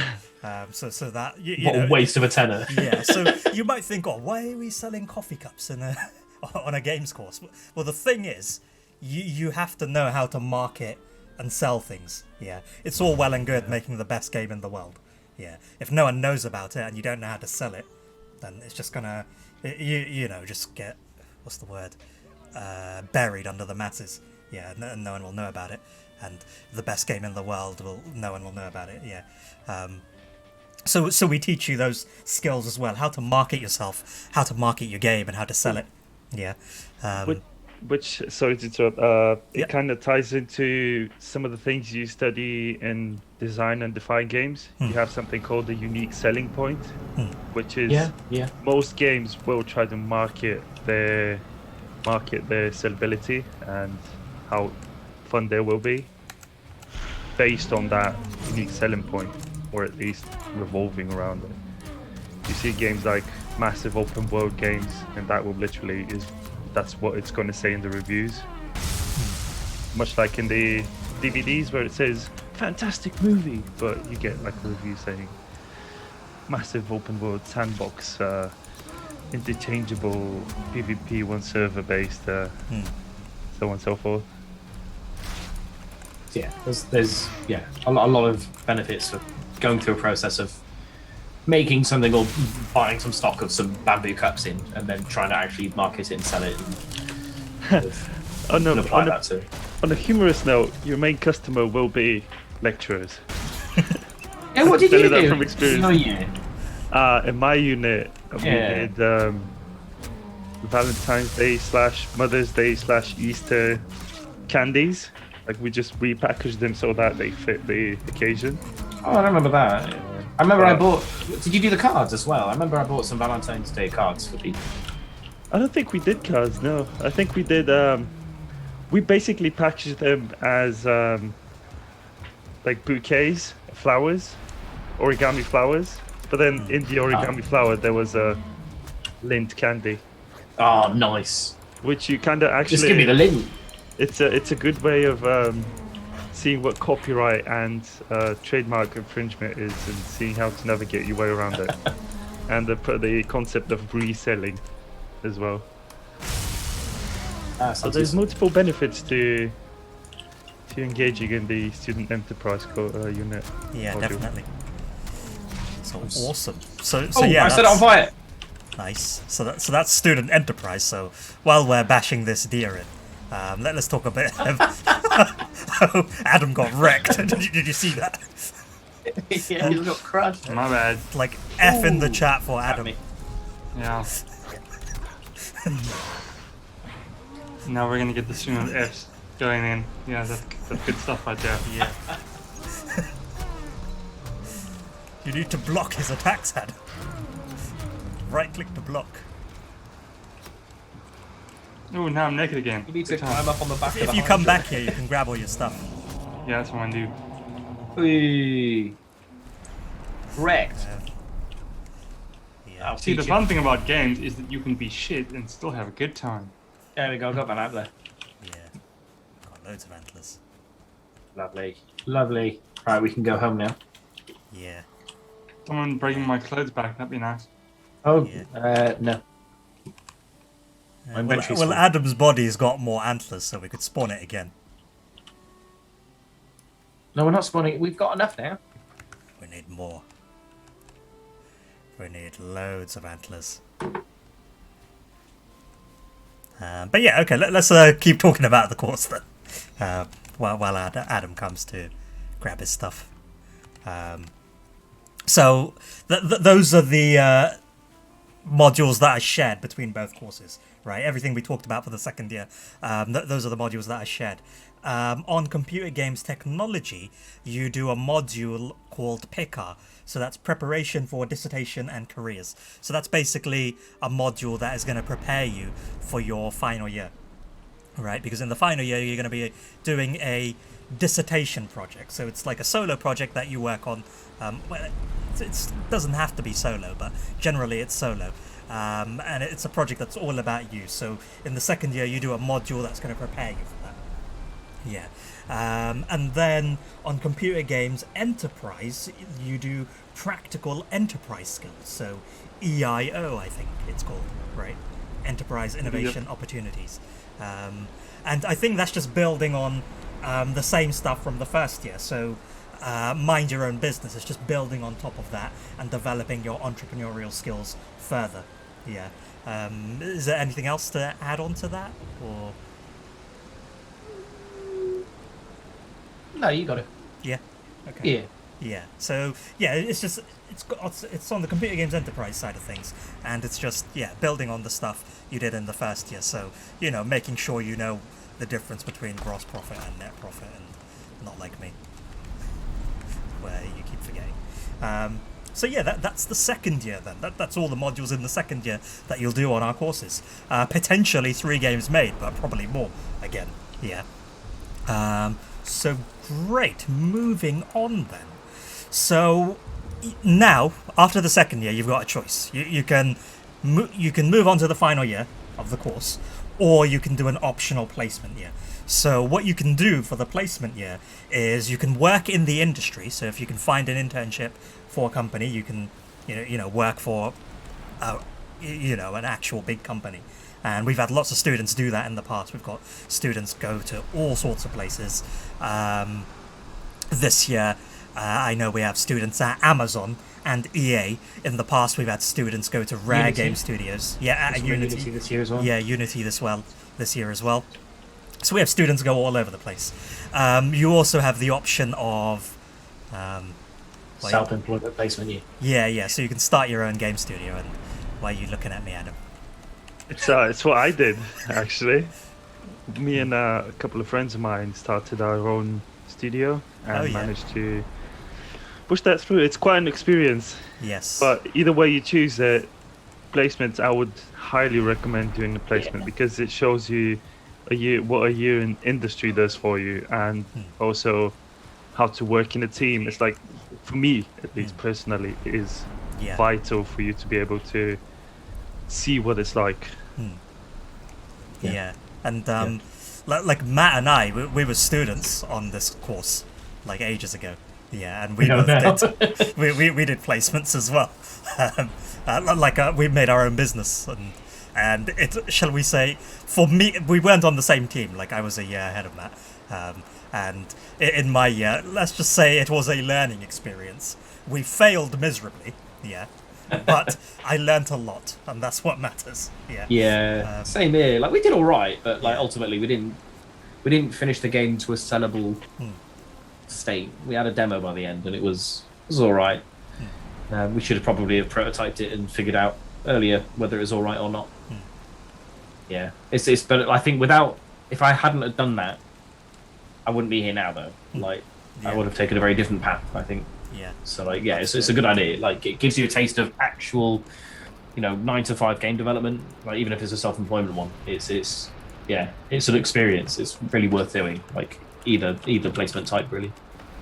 Oh, and to add to it, it also goes on your CV, so you have experience. True. Yeah. True. Absolutely. That's a very good one, actually. So and then there's also for the placement year, you can study abroad. So I think we've got like you have the choice to study abroad, but I don't think many students on our course do that. They should, though. There's some really good opportunities. Yeah. We've got relationships with a couple of unis now. The main one is Breda. I know that one's that's really good. Yeah. So we get some students from Breda, and we send students over there. I'm not sure if that's continuing now because of recent events. Yeah. Development. International. Exactly. But yeah, I mean, that is also an option. It's still an option. Yeah. Yeah. And so we've already mentioned the sorts of places the students can go to when they work in the industry. So everywhere. Yeah, it doesn't just have to be games either. It doesn't have to be games companies. Like, I think I mentioned Amazon earlier. Amazon, Royal Navy, IBM, Sky, ITV. Yeah, it's all over the place. The students go to. Yeah, and then you could also start your own company. There have been some successful students starting their own companies, so just don't look at Matt and I, and if you look at some of the other better students. It's difficult. I think Yeah. that's the point of the year, though, is Yeah. to show you that it's really, really challenging. I'm not sure if I know we went into it thinking, yeah, we're going to make a hit. We're idiots. Yeah. Oh yeah, it's gonna sell for millions. Yeah, we went into it. It's like, oh, we'll just spend the first month making our own engine from scratch that has all Oh, these I amazing love that. features. That's always the best Yeah. part. And then we'll make our game, and the game's gonna have like hundreds of hours worth of gameplay, and it'll have a level editor and everything, and yeah. All within 9 months. Yeah. We'll get all that done, and yeah. So, it's a learning experience. Yeah. So for everything to do with the placement here, we do have a dedicated team called Creative Careers that can help you with that. Yeah. So if you want to look for a company to work for, as an internship, or you want to set up your own company and you want advice and guidance on that, then we have the Creative Careers team that can help you. Yeah. In that regard. So we do have dedicated support to help you if you do want to do a placement. Yeah. But if you don't want to do a placement, or after your placement, you're going to move on to your final year, right? And yeah, this is where everything just starts to come together, I guess. Yeah. So in the final year, let's talk about the big one first, shall we? So the dissertation project. So this is like the final year project. This project is all about you. Yeah. What is it that you want to do? Do you want to be a programmer developing your AI skills? Okay, do some kind of AI programming project. Yeah, you want to be a programmer developing procedural generation skills? Do a procedural generation project. You want to be an artist that makes character art? Do that. Yeah. So it's kind of all about you, but at the same time, the computer games course is, it's a Bachelor of Science, so you can't just make something. Like you can't just make a character for no reason. Yeah, you have to have some kind of reason for it, and it has to be of some use to the world. Yeah. Or at least go through the process of trying to do that. Yeah. Like use to the world is like that's top tier. That's like I think that's what you're assessed at PhD level, not lower. Yeah, but it has to be. You'd be at least attempting to kind of like do something more meaningful with it. Yeah. I'm gonna make a thing. Yeah. Like we're not expecting it to be like some brand spanking new knowledge that changes the world, but ideally that's the sort of mindset you should be taking when you are doing the project. Yeah. So yeah, I mean, there's not really much we can say about that module because it is kind of all about you. So what happens is you get a supervisor. Yeah, so one of the lecturers, you can either ask a lecturer to supervise you or you'll be randomly assigned, and you have regular meetings with your supervisor to talk about your project, and the supervisor will broadly guide you on your project. Yeah, they're not there to teach you. They're not an expert on your project. You're the expert. Yeah, because it's your project. They're just there to broadly guide you using their own experience. Yeah. I can chime in on that regard because I'm a final year student and I'm an environment artist. Yeah. So I can actually chime in with saying what I'm doing for my dissertation. Yes, please. Yeah. Because I'm foreign. My English is not amazing, so I try to. And I also wanted as much experience as I could, so I decided to do a client project as opposed to a sort of thesis as developing a problem or like investigating an issue in the world. I decided to do a client project, and I chose an internal project for which my client is Matt Higgins, and then for my supervisor, ironically, I chose Ted. So it's a good team. This is my first meeting. My first meeting in a while, I guess. With both of us as well. No, we had a meeting a few weeks ago. But yeah, generally what you can do is you can certainly choose a topic to develop and investigate, such as I have a friend that is investigating the predatory practices in online gaming, such as the loot boxes, the surprise mechanics, as a certain company calls them, Is this and Charlie? the legality. One of them is Ben Allen. Oh, right. I was multiple people doing that then. I think there's multiple people doing that. There do seem to be a number of people in Computer Games Enterprise who have taken great exception to surprise mechanics. Which... And another example is I have a friend that we're working together on another one of our units, which I'm sure you guys will cover in a bit, called Rigpa. But in that unit, for his final year project, he's doing a immersive, like, dynamic sound system for Unreal Engine. As you move throughout an environment, you will trigger different sound effects, and they'll be blended. But I myself am doing an environment for Jay and Matt's game. Yeah, it's going to be good. I think Jay's mostly forgotten about the idea now. I really liked it, so I'm sticking with it. We're doing it at some point, Jay. Yeah, of course. It's got legs. Yeah. But yeah, that's generally. I just wanted to add some context to the final year project. Yeah. It goes to show how flexible it is. Like, if you want to do something that is more about getting some actual kind of industry-like experience, making some stuff, there's ways we can frame a project around that to still let you make some cool stuff. That's what Stefan's doing. Also, another thing is, if you want to, you can speak to Ted. I think Ted coordinates it, but you can be assigned an external project.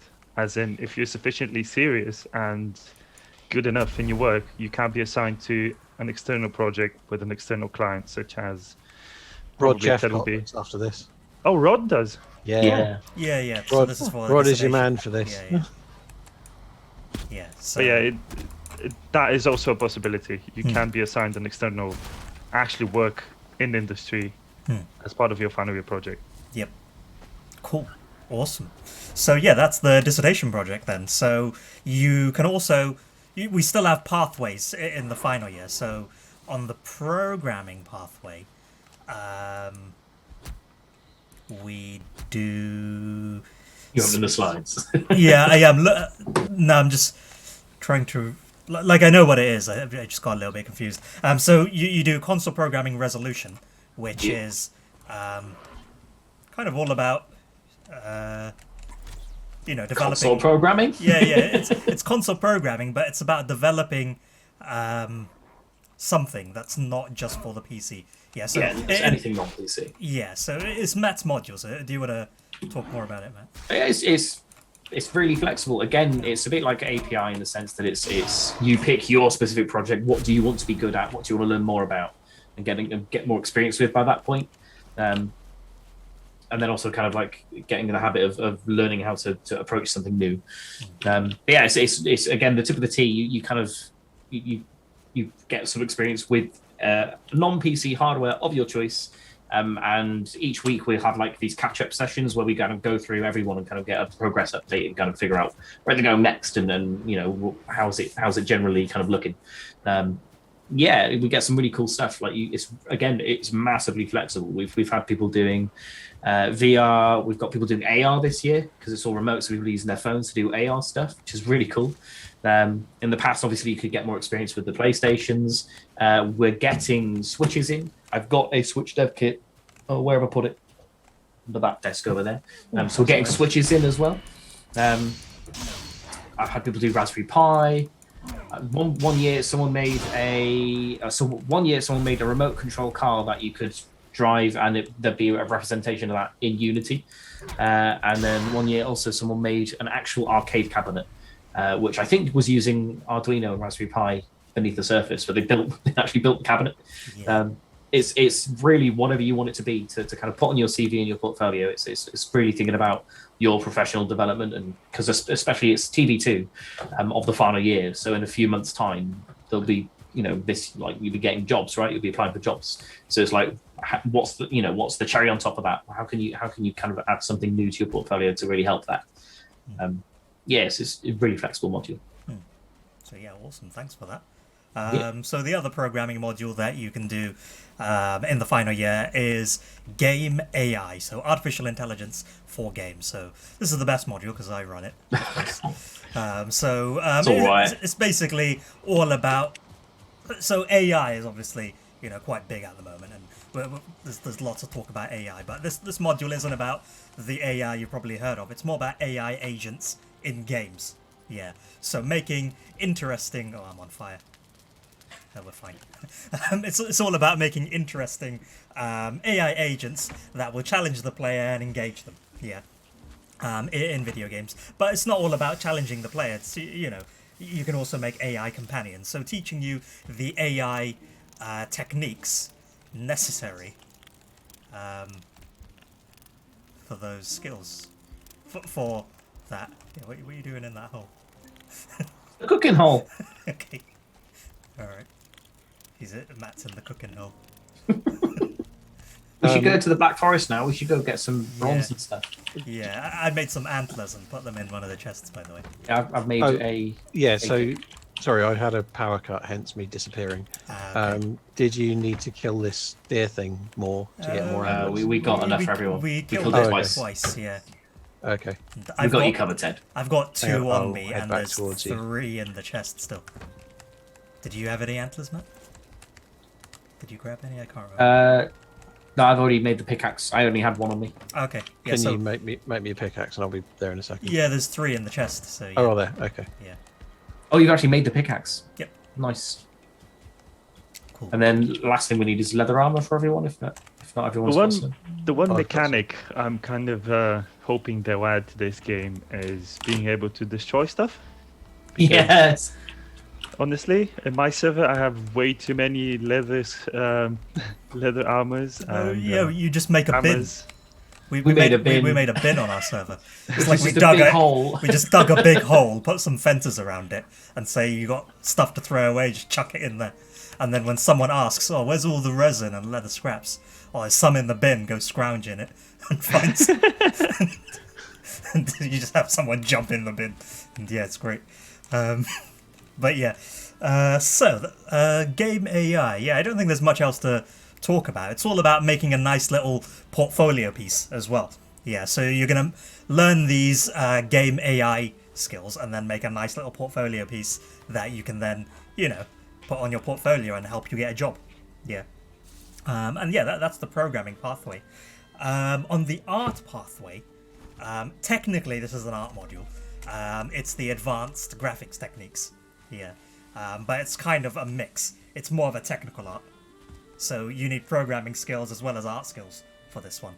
Yeah, and it teaches you the skills needed to develop as a technical artist, which is very valued in the industry. It's basically, you're going to learn how to code really cool art things.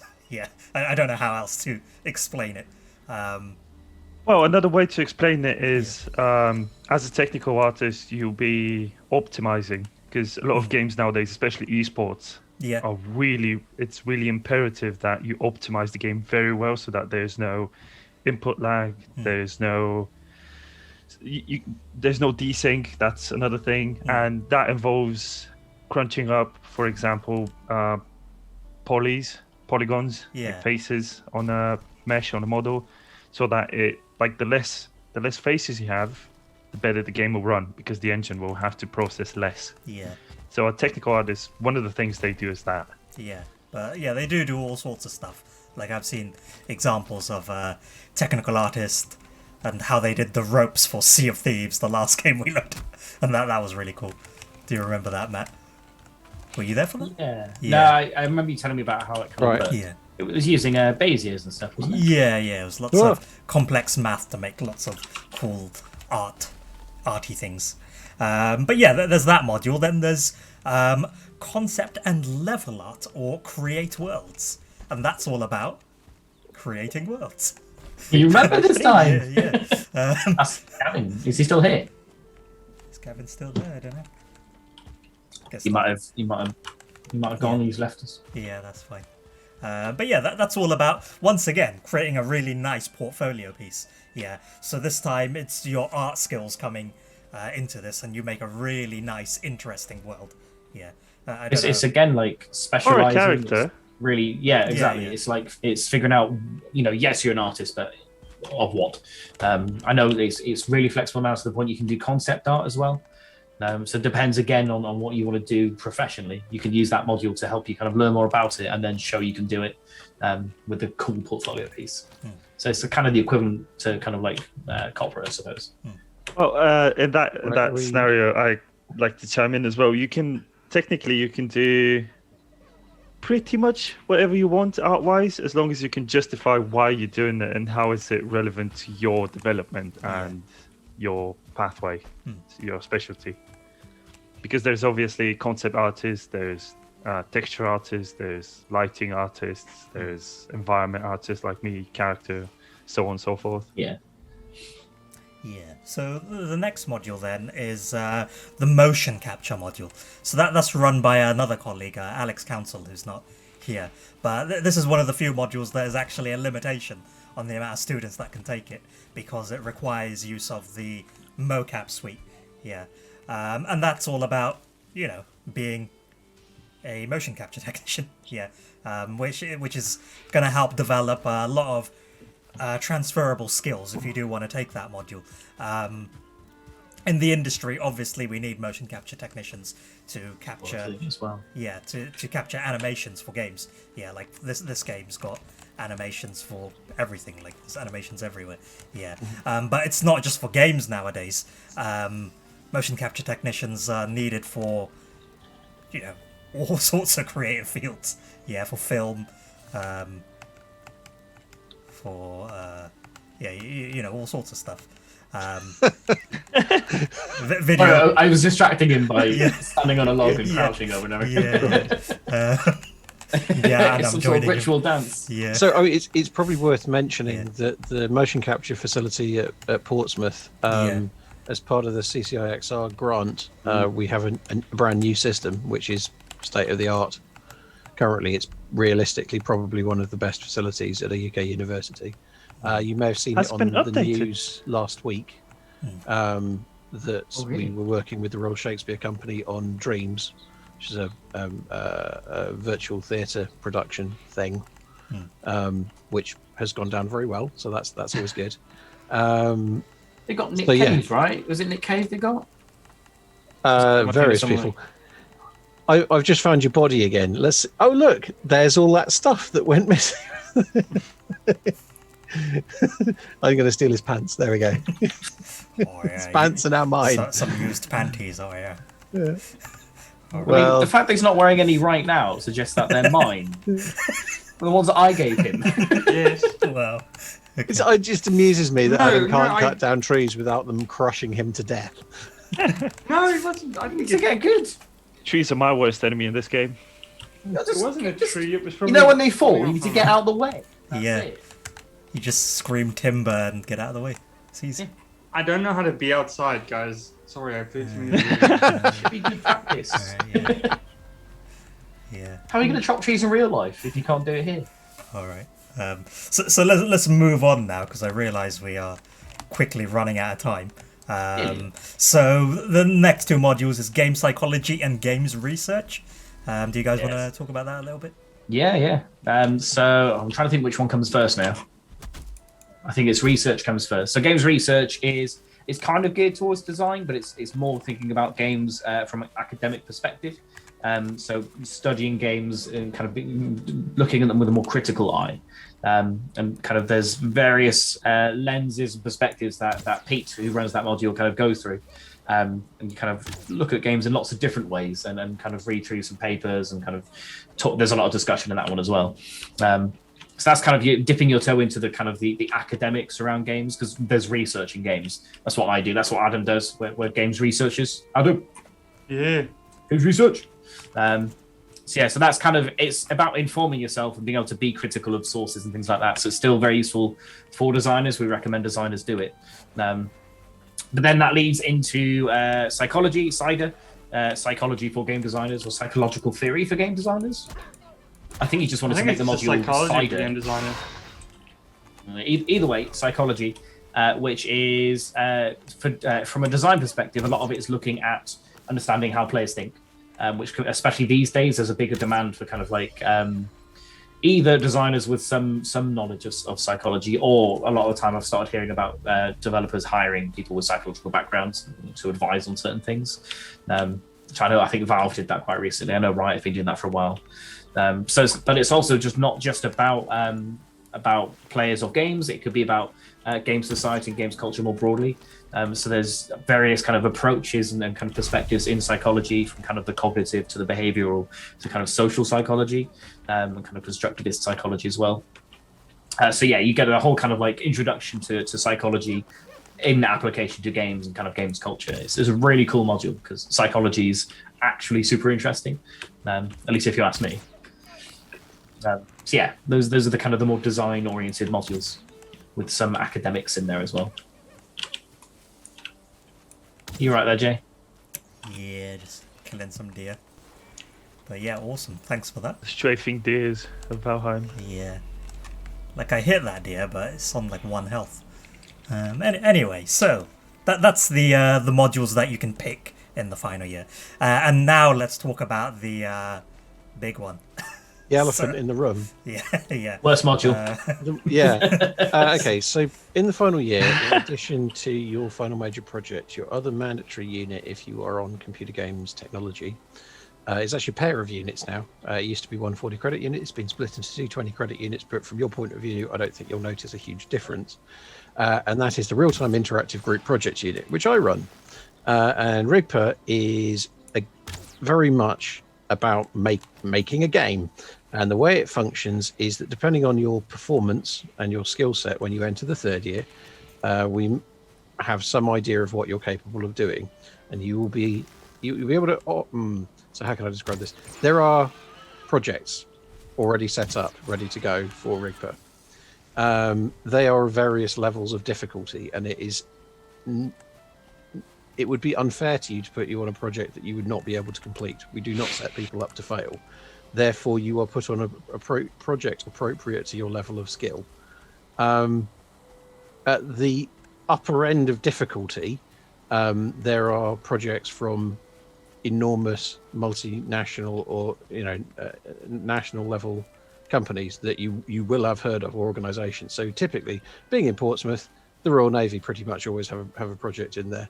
IBM have had projects for several years. BAE have had projects for several years. Microsoft have had a project via Rare last year, and so on and so forth. We need to get more of those. That was really cool.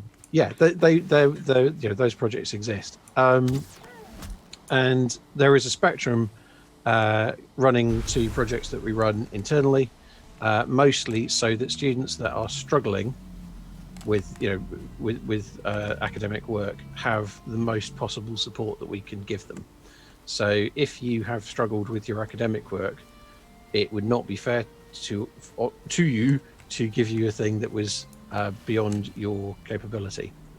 So ultimately, depending on how you look at it, if you want to work on like the big, huge, enormous, scary projects, then it's worth demonstrating over your time at university that you're capable of doing that. Now, realistically, I'm most interested in what you last did. So, frankly, if your first year didn't go so well, but then second year actually was looking pretty good, it would probably be promising in terms of putting you on something more complicated. But anyway, so the upshot of it is you're working in a multidisciplinary team to build a product for a client, be that an external client or an internal client. And yeah, runs year long. And Stefan can tell you all about what he's doing, because what he's doing is actually quite interesting, isn't it, Stefan? Oh, definitely. What I'm doing for my RIGPA is kind of a follow-up from our self-employment year, because we had a really, well, in my opinion, and I do believe in the opinion of the university, we had a quite successful self-employment year, despite the coronavirus pandemic. We are developing our own game, essentially. And we've negotiated our client for this game to be another studio that is comprised mainly of alumni from this university called Wave and Bear Studios. They're developing a very interesting game. Oh, that's Stuffed, isn't it? Yes. Stuffed, yeah. It's quite good. You should give it a look on Steam. It's unbiased. I'm saying it in an unbiased way. It is an interesting game. Okay, sure. And what we're developing is a kind of a Sims-like, however, in a more humorous way. It's a bit more leisure-like. It's a lot more focused on comedy than simulating human interactions, and it involves robots, and it's set in Australia. So Why Australia? I have no idea. That's our designer. He's a bit insane, but I'm up for that. As long as it's quirky and nice, I'm happy with that. That's fair. It does look quite good. It does, and essentially another thing is you can do that as long as you can prove, like you can transition from your self-employed placement to a RICPA project again, as long as you can prove there is a feasible reason to do that. Yeah, I mean, from my point of view as the unit coordinator, my critical thing is if you want to do that, you need to have an external publisher, basically, who's interested in it. So there's actually only 2 teams that have done that, one being your studio this year, and what were they called? No Trace 4 years ago. Who had got Curve Digital, who are a London-based publisher, on board, and that was an excellent project, and in fact one of the highest graded projects we've ever assessed. In fact, They never released it in the end, did they? no, they didn't in the end, mostly because Curve pulled out. well, so the reason that Curve pulled out is there are only so many games they can fund in a year, and it just happened to be there were a lot of very good games on their roster, and they just lost out to other stuff that was also really very strong. So ultimately, No Trace looked so good. Yeah, it really did. I mean, for a game made by a group of 5 students, it was amazing. It was a really, really, really good game, and it is a real shame it didn't actually fully release. But on the other hand, every single person in that team has done absolutely excellently in terms of their career. So it's not like it's sort of been terrible for them. It's just a shame. But on the other hand, I think it's probably important to sort of note that games getting canned midway through development or even near the end of development is realistically the norm in the industry. That's it's not necessarily failure. It's not. It's generally not the developers. It's purely a business decision where someone has gone, well, actually, no, this isn't going to make us as much money as we want it to make us. So, we're gonna pull the plug, which is a real shame. But it does happen. So, is that a? Yeah, I found a cave. Oh man. Okay, I'm on my way to you. Hang on, have you marked it on the map? This is where I am. It's not a shared map. Yeah, but the markers are shared, aren't they? No, I don't think. Have you set yourself visible to other players? I am visible. Yeah, I can see it on my map. So can you see a marker on top of him now saying cave? No. No, Oh, no. Okay. They're not that's shared. individual.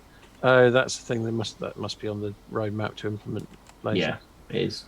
Yeah, generally, I hope so. RICPA is one of the most interesting units you can have, and it's really a culmination of your work throughout the entire 3-year academic career you have. Yeah. And it's in it both whether you do it as part of your own company or as working for a client. It really sets a good tone as to what your relationship with clients, if you decide to be a contractor for clients or even work for any sort of client, it'll show you what a professional relationship between the two will be in the future. Yeah. So it's a really good window towards that. And in fact, Stefan, you've already been having some interesting chats with various companies, haven't you?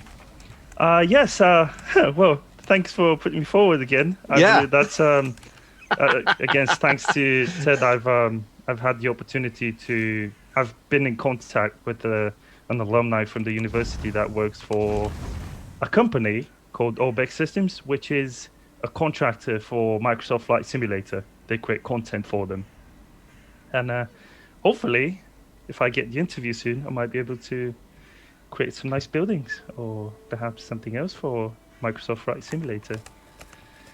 Cool. Hopefully, that is. Hopefully. Yeah. Fingers crossed. Yeah. Fingers crossed, yeah. No, However, sounds good.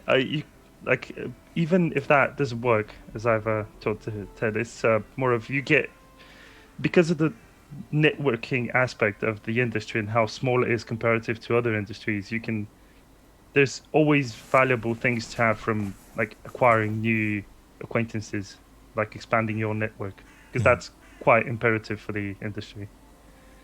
On a tangent. Yeah. So yeah, let's move on now because I'm quite conscious of the time. So on Computer Games Enterprise, then you'll do GLUMPS, which is short for Group Leadership, Management, and Production, and that's all about managing the Rigpa teams. Yeah. Yep. So Computer Games Enterprise students, they'll be the producers for the development teams. Yeah. And yeah, they'll just manage the teams. In a nutshell. Yeah. I love the way you say just. Yeah, just. Yeah, just. Like, It is a lot harder than it seems. You just heard some cats. yeah, where's that those cats you're going to herd again, Jay? Yeah. It's really easy. You just say you do this, you do that, and that's it. but no, it is difficult. Producing is a difficult job. Yeah. But yeah, I don't really want to say too much more because I'm conscious of the time. Yeah. Okay, so we have an excellent team. We're amazing. Yeah, we're so good. We've got 15 dedicated staff, something like that. Yeah. Something like that. We got lots of dedicated staff that have, done all sorts of things. Yeah, we're not just lecturers. We are game developers. We're not just computer scientists. We make games. Yeah. Yeah, we're not jumping on the bandwagon. Yeah. It's our jam. Yeah, games are our jam. We love games. Yeah. We have strong industry links, so we've got students everywhere.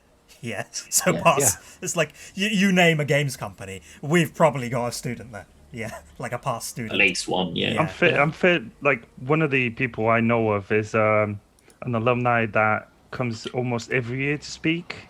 His name is Luke Hale. Yeah.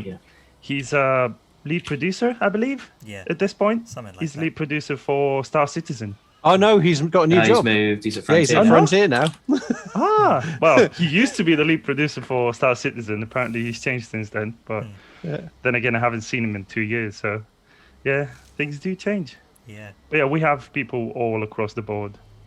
I know for people who work for, obviously, Orbex, because I know another person who's an alumni from there. I know, fairly certain we have people in Rare. Yeah. At least. Yeah, we've got people all over the place. Yeah. So yeah, we're also part of PlayStation First. So basically, we got strong links with Sony, and we're gonna get PlayStation 5 dev kits as soon as we can. I'm still waiting on the bloody PlayStations we've ordered. Ted, have you heard anything about that yet? They're coming. Have they actually been ordered yet, or are they still waiting for someone to order from? All of the CCI XR equipment at this point has been ordered. Oh, excellent. Okay. As far as I one of the understand PS5s ordered is mine. Like, literally, as in, like, I paid for it with not my money, but like money I got for filling in a survey for the university. Well, if that's not come from the CCI XR money, then I don't know if that's been ordered. No, it was ordered as part of. So the funding went to CCI XR. I spoke to Pippa about this. Okay, so in which case, I added one to the order for CCI XR, and then I transferred the money through. Then, as far as I know, that should have been ordered. Then. Okay. Do we know when they're arriving? So whenever Sony have any. So talking about great equipment and facilities at the University of Portsmouth, we do have great facilities. Yeah. So we've already mentioned a lot of this before. We got PlayStation 4s. We're gonna have PlayStation 5s. We got a fantastic mocap suite. We've got a VR lab, and the CCI XR. We're gonna get loads of new kit in. And £3.2 million worth of gear. Yeah, I thought it was like 2 million. 3.2. But the lab itself is something like 5 million. It's ridiculous. Yeah, there's £1 and a bit million quid of building work that's going on to make that happen. So I mean, other cool stuff that's going in the facility. Obviously, the motion capture suite, volume capture equipment, photogrammetry array. We have some really excellent lidar and structured light scanning equipment.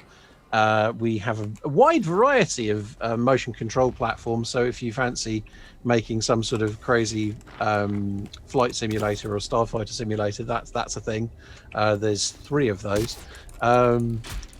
of various different sorts. So that's always interesting. Lots of VR headsets, loads of development stations. Yeah, it's really good that it's so well equipped, which is really exciting. And that will all be brand new and shiny next year, hopefully, assuming the building work's finished by then, of course.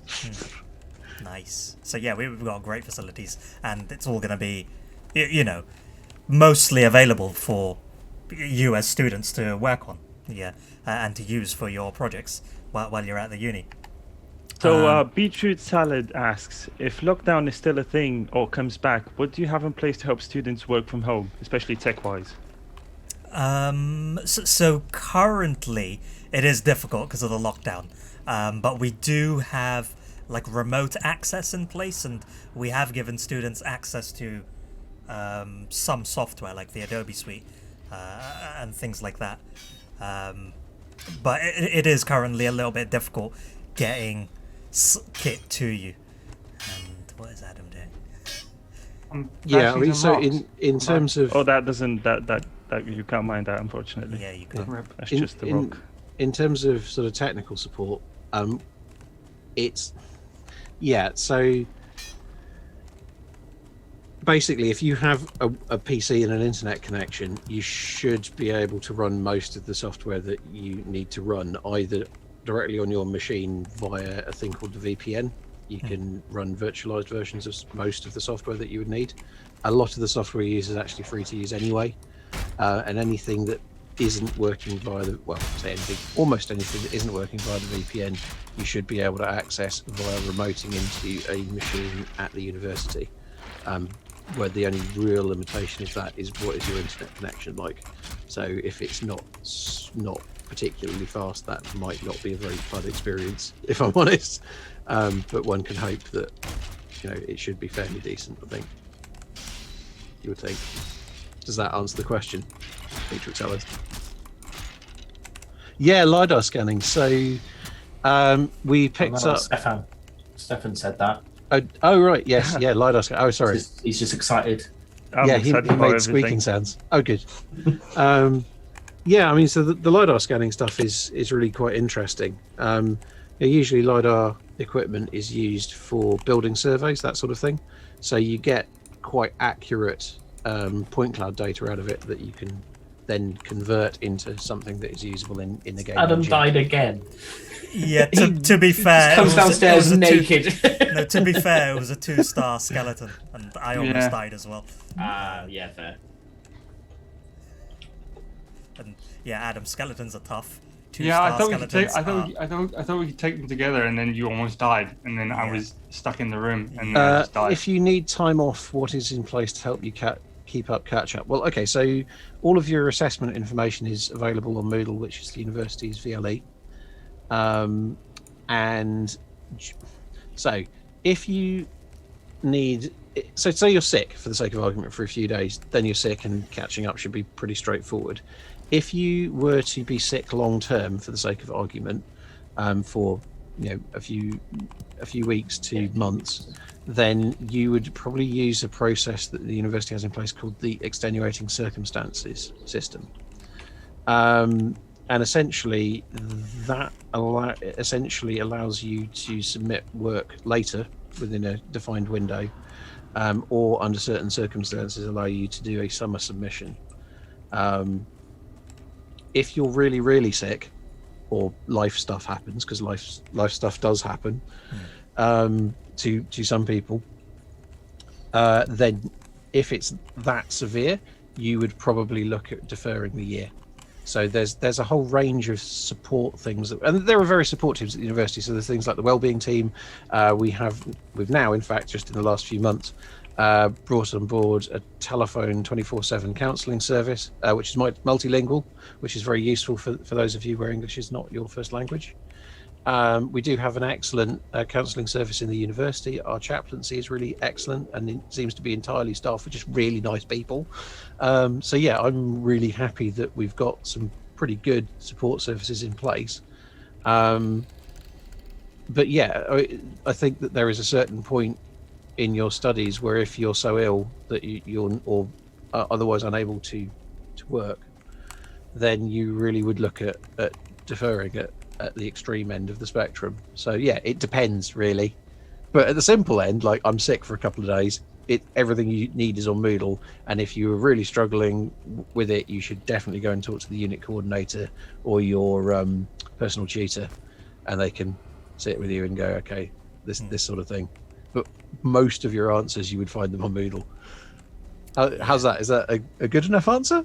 Or did you have a specific sort of scenario in mind that you were thinking of? Well, cool. Thanks for that, Ted. Okay, no problem. So Okay, let's good. see. What? We don't have that much time, but I think we covered most of the important points. I mean, there's the game jam that we do.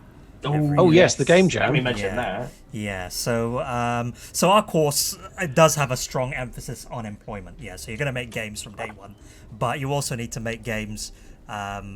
Welcome back, Adam. You also need to make games in your own time. It's not just about making games as part of the course. So at the University of Portsmouth, every year we run something called a game jam, and that's where we make a game in a very short amount of time. You can work individually or as part of a team of like 5 or so people. Yeah, and we make a game.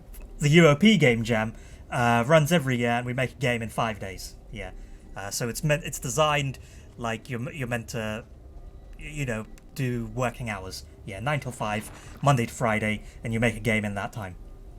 And it's a load of fun, and we get lots of industry judges coming in, and there's been a lot of scenarios where students and game jam participants actually get a job out of the game chat.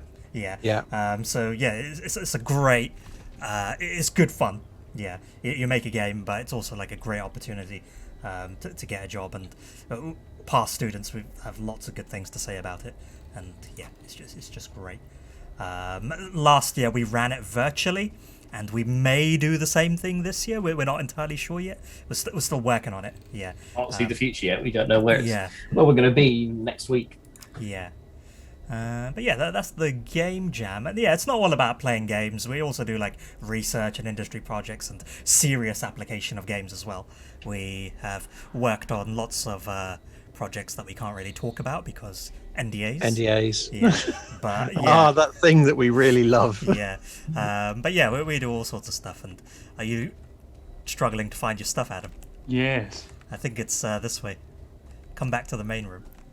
Quick, lead him into another skeleton. And yeah, Ted already mentioned this, but we've got lots of support services available at the uni. We've got support services for like technical skills, support services for more academic skills as well, and we're all human.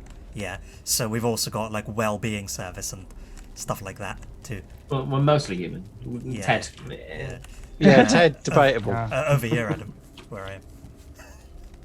Also, on a side note, all of our facilities are in the same building. I think so. Yeah, mostly our facilities are in the same building, so it's quite a nice little hub for everything art.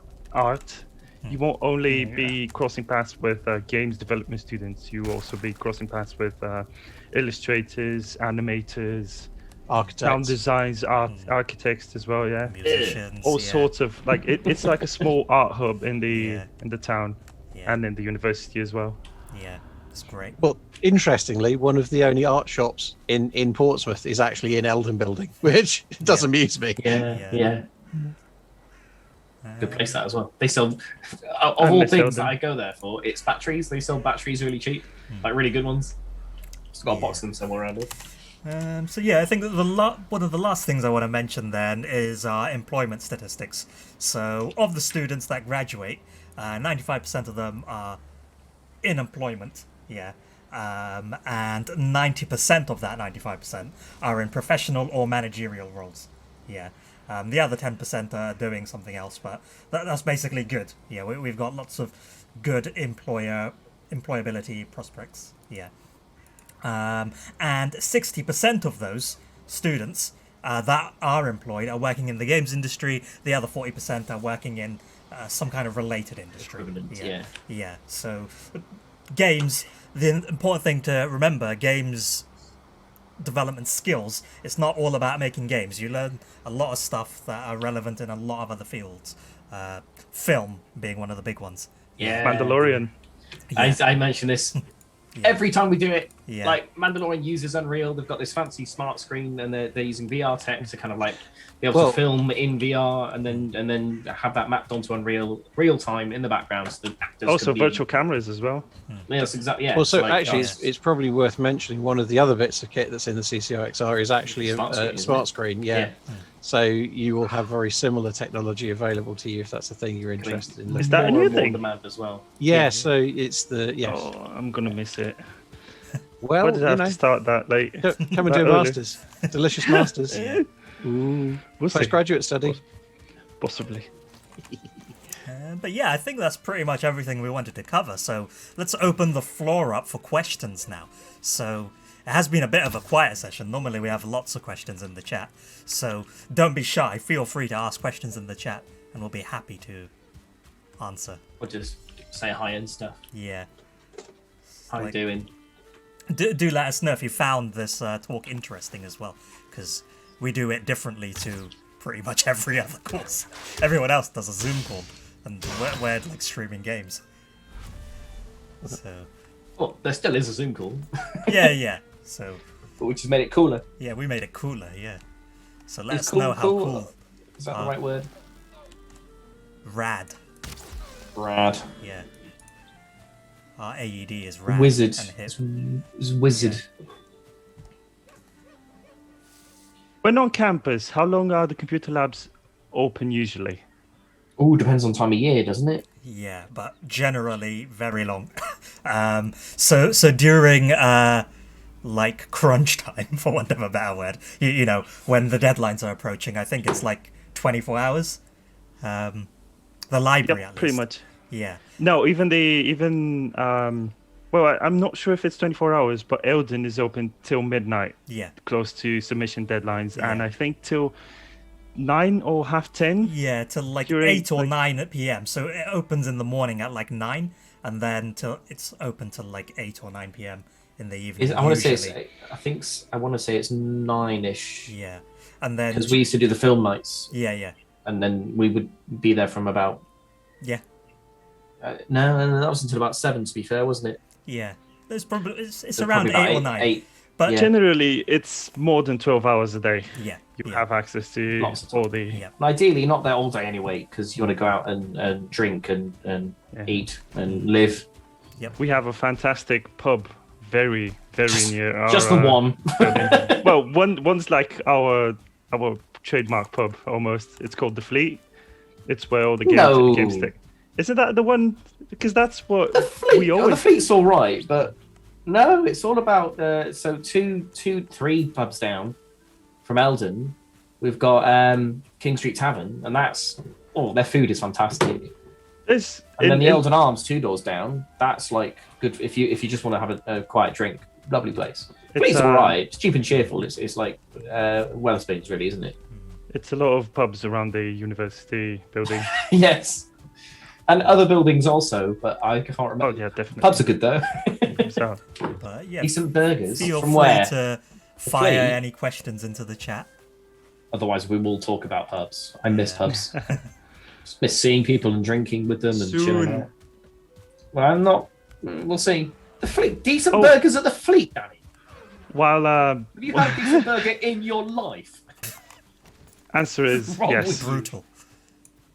it's usually the students that are not very chill around deadlines, but usually I can vouch that all our teachers are really engaged in.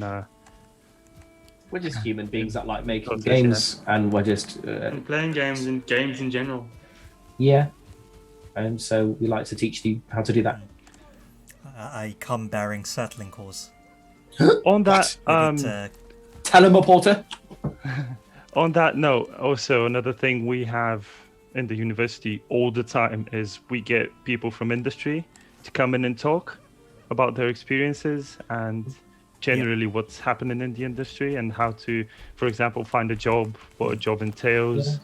all sorts of game-related talks, and not even game-related. You could do VFX for for commercials, for movies, like all sorts of art-related and That's industry nice. talks. Is it's typically not always, but often it's alumni as well. So like our students come here, they have a lovely time, they get some cool skills, they learn how to make games good, and then they go off into industry, but they value it enough that they come back, which I think is really nice. You won't hear that about lots of courses, but yeah, our students like to come back and share what they've learned in the real world. And also in talks networking. and kind of, Again, Yeah. that ties into networking as Are well. you guys usually this chill? that's Yeah. what Yeah, I guess so. Yeah.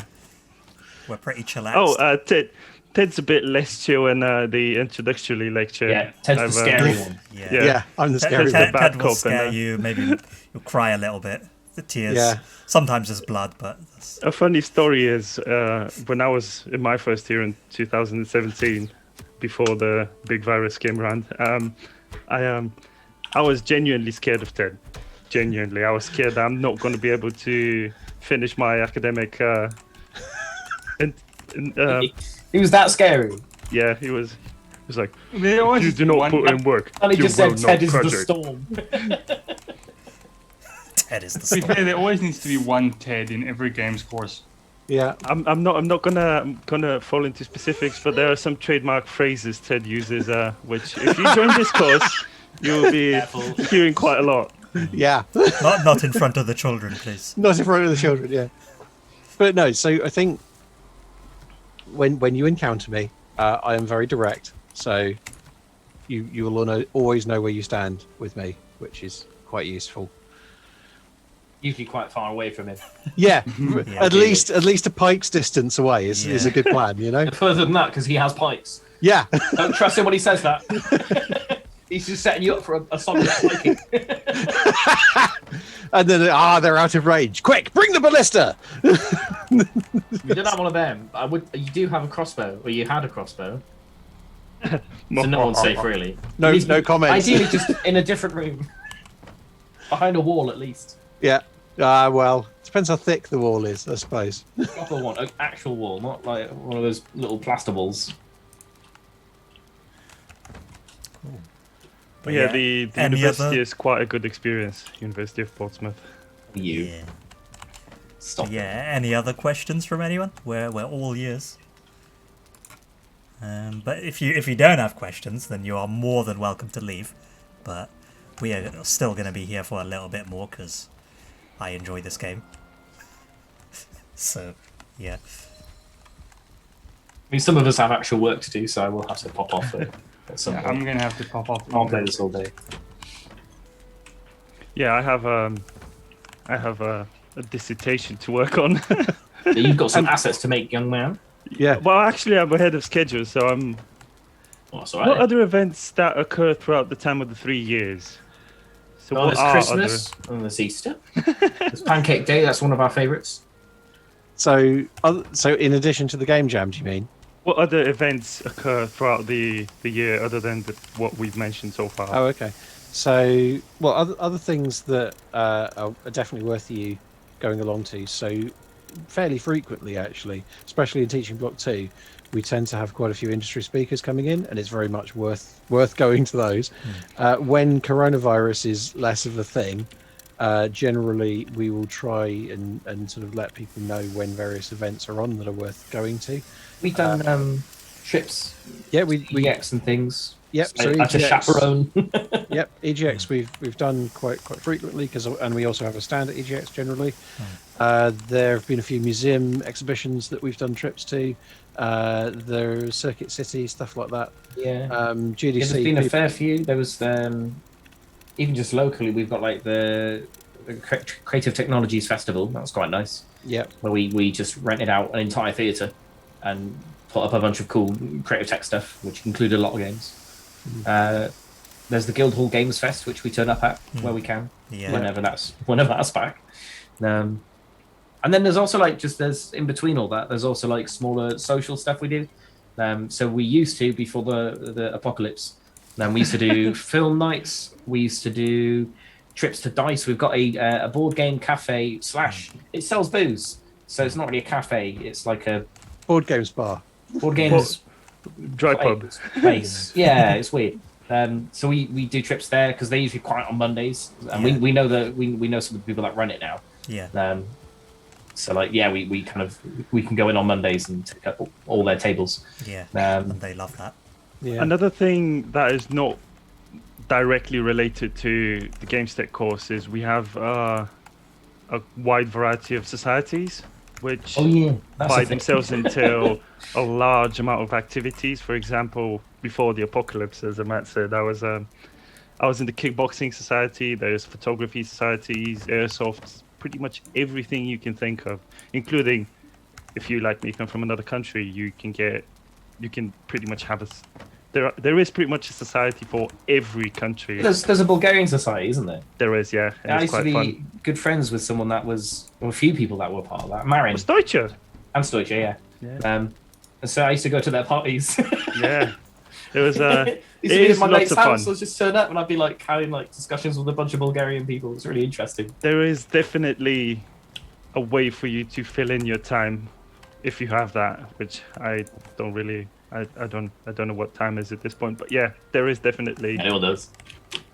an incredible amount of support and like you can pretty much be a part of a society immediately. Yeah, so to be honest, the whole university, we are pretty calm and chill, as you say. And really, the more organised you are about your academic work, the more opportunity you have to do all these other things. So those students like Stefan, who are fairly organised actually, are doing lots and lots of stuff. So it's worth being at least a little bit organised, and then you can actually go do more cool things, which is nice. And there's lots of stuff to do. Yeah. Yeah, A lot of another it thing involves is, us as well. You Ted get to like sit with us and play board games with us. And it's Yeah. quite nice. as Ted said, the university is really nurturing about like helping you develop and find new opportunities.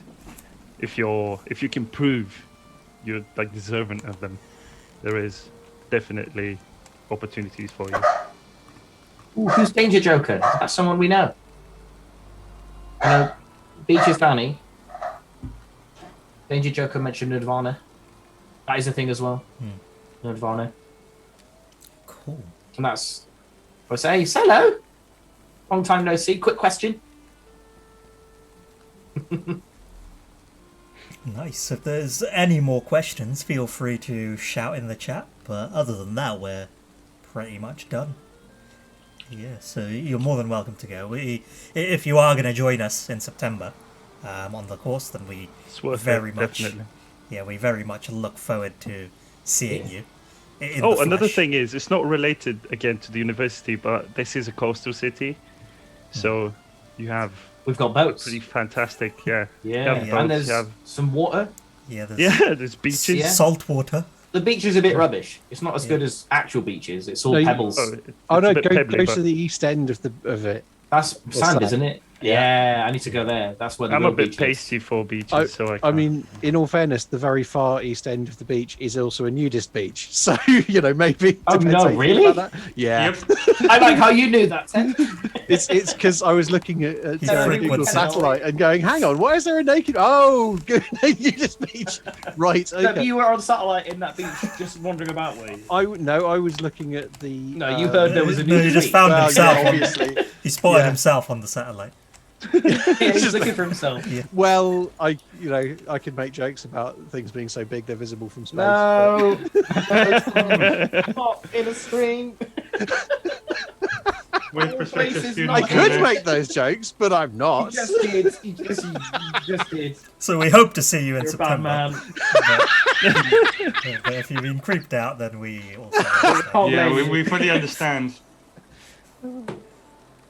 I can't believe you did that. Oh, You went down that route. Let's do it.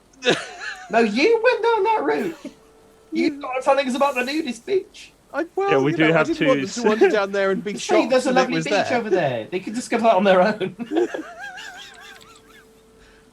Um, Okay, great. Cool. Well, yeah. Glad you found it helpful. Beetroot salad, if that is your real name.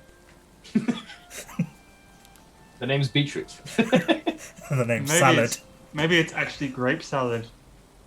Beetroot. Grape salad. What? Don't you know what a grape salad is, Matthew? A grape salad? Yes, Yeah, salad. it's like a with fruit grapes in salad, it. yeah. But just with grapes. I think fruit salads are nasty. Fruit salads Awesome. are brilliant. Or, Grape like- salad is just a bowl of grapes, surely. Oh, they're mostly citruses, if you ask me. Like fruit Most- salad with I mean, mostly citrus potato fruit. salad is the best. Oh, Potato yeah. salad. Coleslaw. Now you're making me hungry. Yeah, that's the salad, I think. I wish we could just replace normal salad. When we just say salad, what they mean is potato salad. Would you like some salad with that? Of course I would. Extra mayonnaise, please. Oh, potato. Potato. Give me a hankering for potato salad now.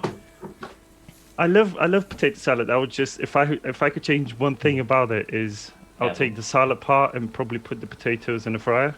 But yeah, I definitely Just agree want with some that. chips. Just- Yeah. Just called shit. And then I pour cheese on it and maybe some beans as well. Yeah. Well, yeah, nacho cheese. Yeah, Nacho beans? cheese, beans on the fries. That's chips, cheese, and beans. Savage. God's tier well, food. yeah. separated. Yeah, definitely. Oh, You can tell that's that they're fun, hungry yeah. and it's lunchtime, can't you? Yeah, I've got some Papa John's in the fridge, so that's my plan. Oh, we had Papa John's last night and it was rubbish. Really? Domino's is much better. We've I been do trying pref- all. I had a Domino's last night. I usually get a dog. I had Did we all Domino's. get pizza last night? Yeah, I didn't get pizza last night. Oh. Oh, Ted. Combo breaker. I usually go Domino's, to be fair, but like Papa John's had a new one, and I like to try new things. And there was On the salad part, I have a friend, Matt. You know him, Marin. yeah, I learned about him that he does not eat salad whatsoever. that's He does Not- not eat salad. you're saying that as if that's like a shocking thing, but that's really not. No, it's weird to say to hear that from someone. Like, I don't eat salad, really isn't. and like seriously say it. 'Cause You know obviously when I you get a say- takeout, and sometimes I get it with curries, where they'll give you like a little pot of salad, and I'm just like, ah, nice try. I bought curry, mate. Jay, are you lying in your beer with a torch cooking your face off? Yeah.